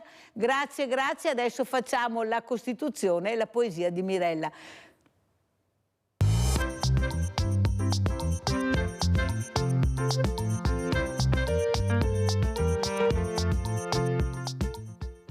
E ormai anche questa settimana si sta chiudendo con questo sabato molto importante, dove abbiamo sentito tante riflessioni, abbiamo anche capito che forse è un mese particolare, che dobbiamo tutti quanti fare un passo indietro e diventare anche un po' più buoni, perché c'è un'aggressività che spaventa tantissimi, specialmente i nostri diversamente giovani. I nostri bambini non imparano bene, perciò tutti quanti facciamo un passo indietro, diventiamo un pochino più buoni. Allora questa mattina continuiamo a leggere la Costituzione italiana, perché è molto importante, sapete. È giusto capire anche cosa hanno scritto, i nostri diritti, i nostri doveri. Allora siamo arrivati all'articolo 52. La difesa della patria è sacro dovere del cittadino. Il servizio militare è obbligatorio nei limiti e modi stabiliti dalla legge. Il suo adempimento non pregiudica la posizione di lavoro del cittadino né l'esercizio dei diritti politici. L'ordinamento delle forze armate si informa allo spirito democratico della Repubblica. Articolo 53. tutti sono tenuti a concorrere alle spese pubbliche in ragione della loro capacità contributiva. Il sistema tributario è informato a criteri di progressività. Articolo 54. Tutti i cittadini hanno il dovere di essere fedeli alla Repubblica e di osservarne la Costituzione e le leggi. I cittadini cui sono affidate funzioni pubbliche hanno il dovere di adempierle con disciplina ed onore, prestando giuramento nei casi stabiliti dalla legge. Questo è quello che dice la Costituzione negli articoli 52, 53 e 54. Adesso leggiamo la poesia del sabato. Siamo a Natale, ma c'è la politica, ci sono le europee, ci sono tante elezioni importanti e ora leggiamo questa sempre dal libro di Danilo Mason, Na Giossa de Speranza. A carega. A carega, che sia de ferro o de legno, per chi che si senta sola, c'è sempre un impegno, ma tanti non vede l'ora. Ghinè per tutti i pesi e misure, per fin de oro e brillanti, che sia tenere o dure, pa comandare in tanti se fa avanti.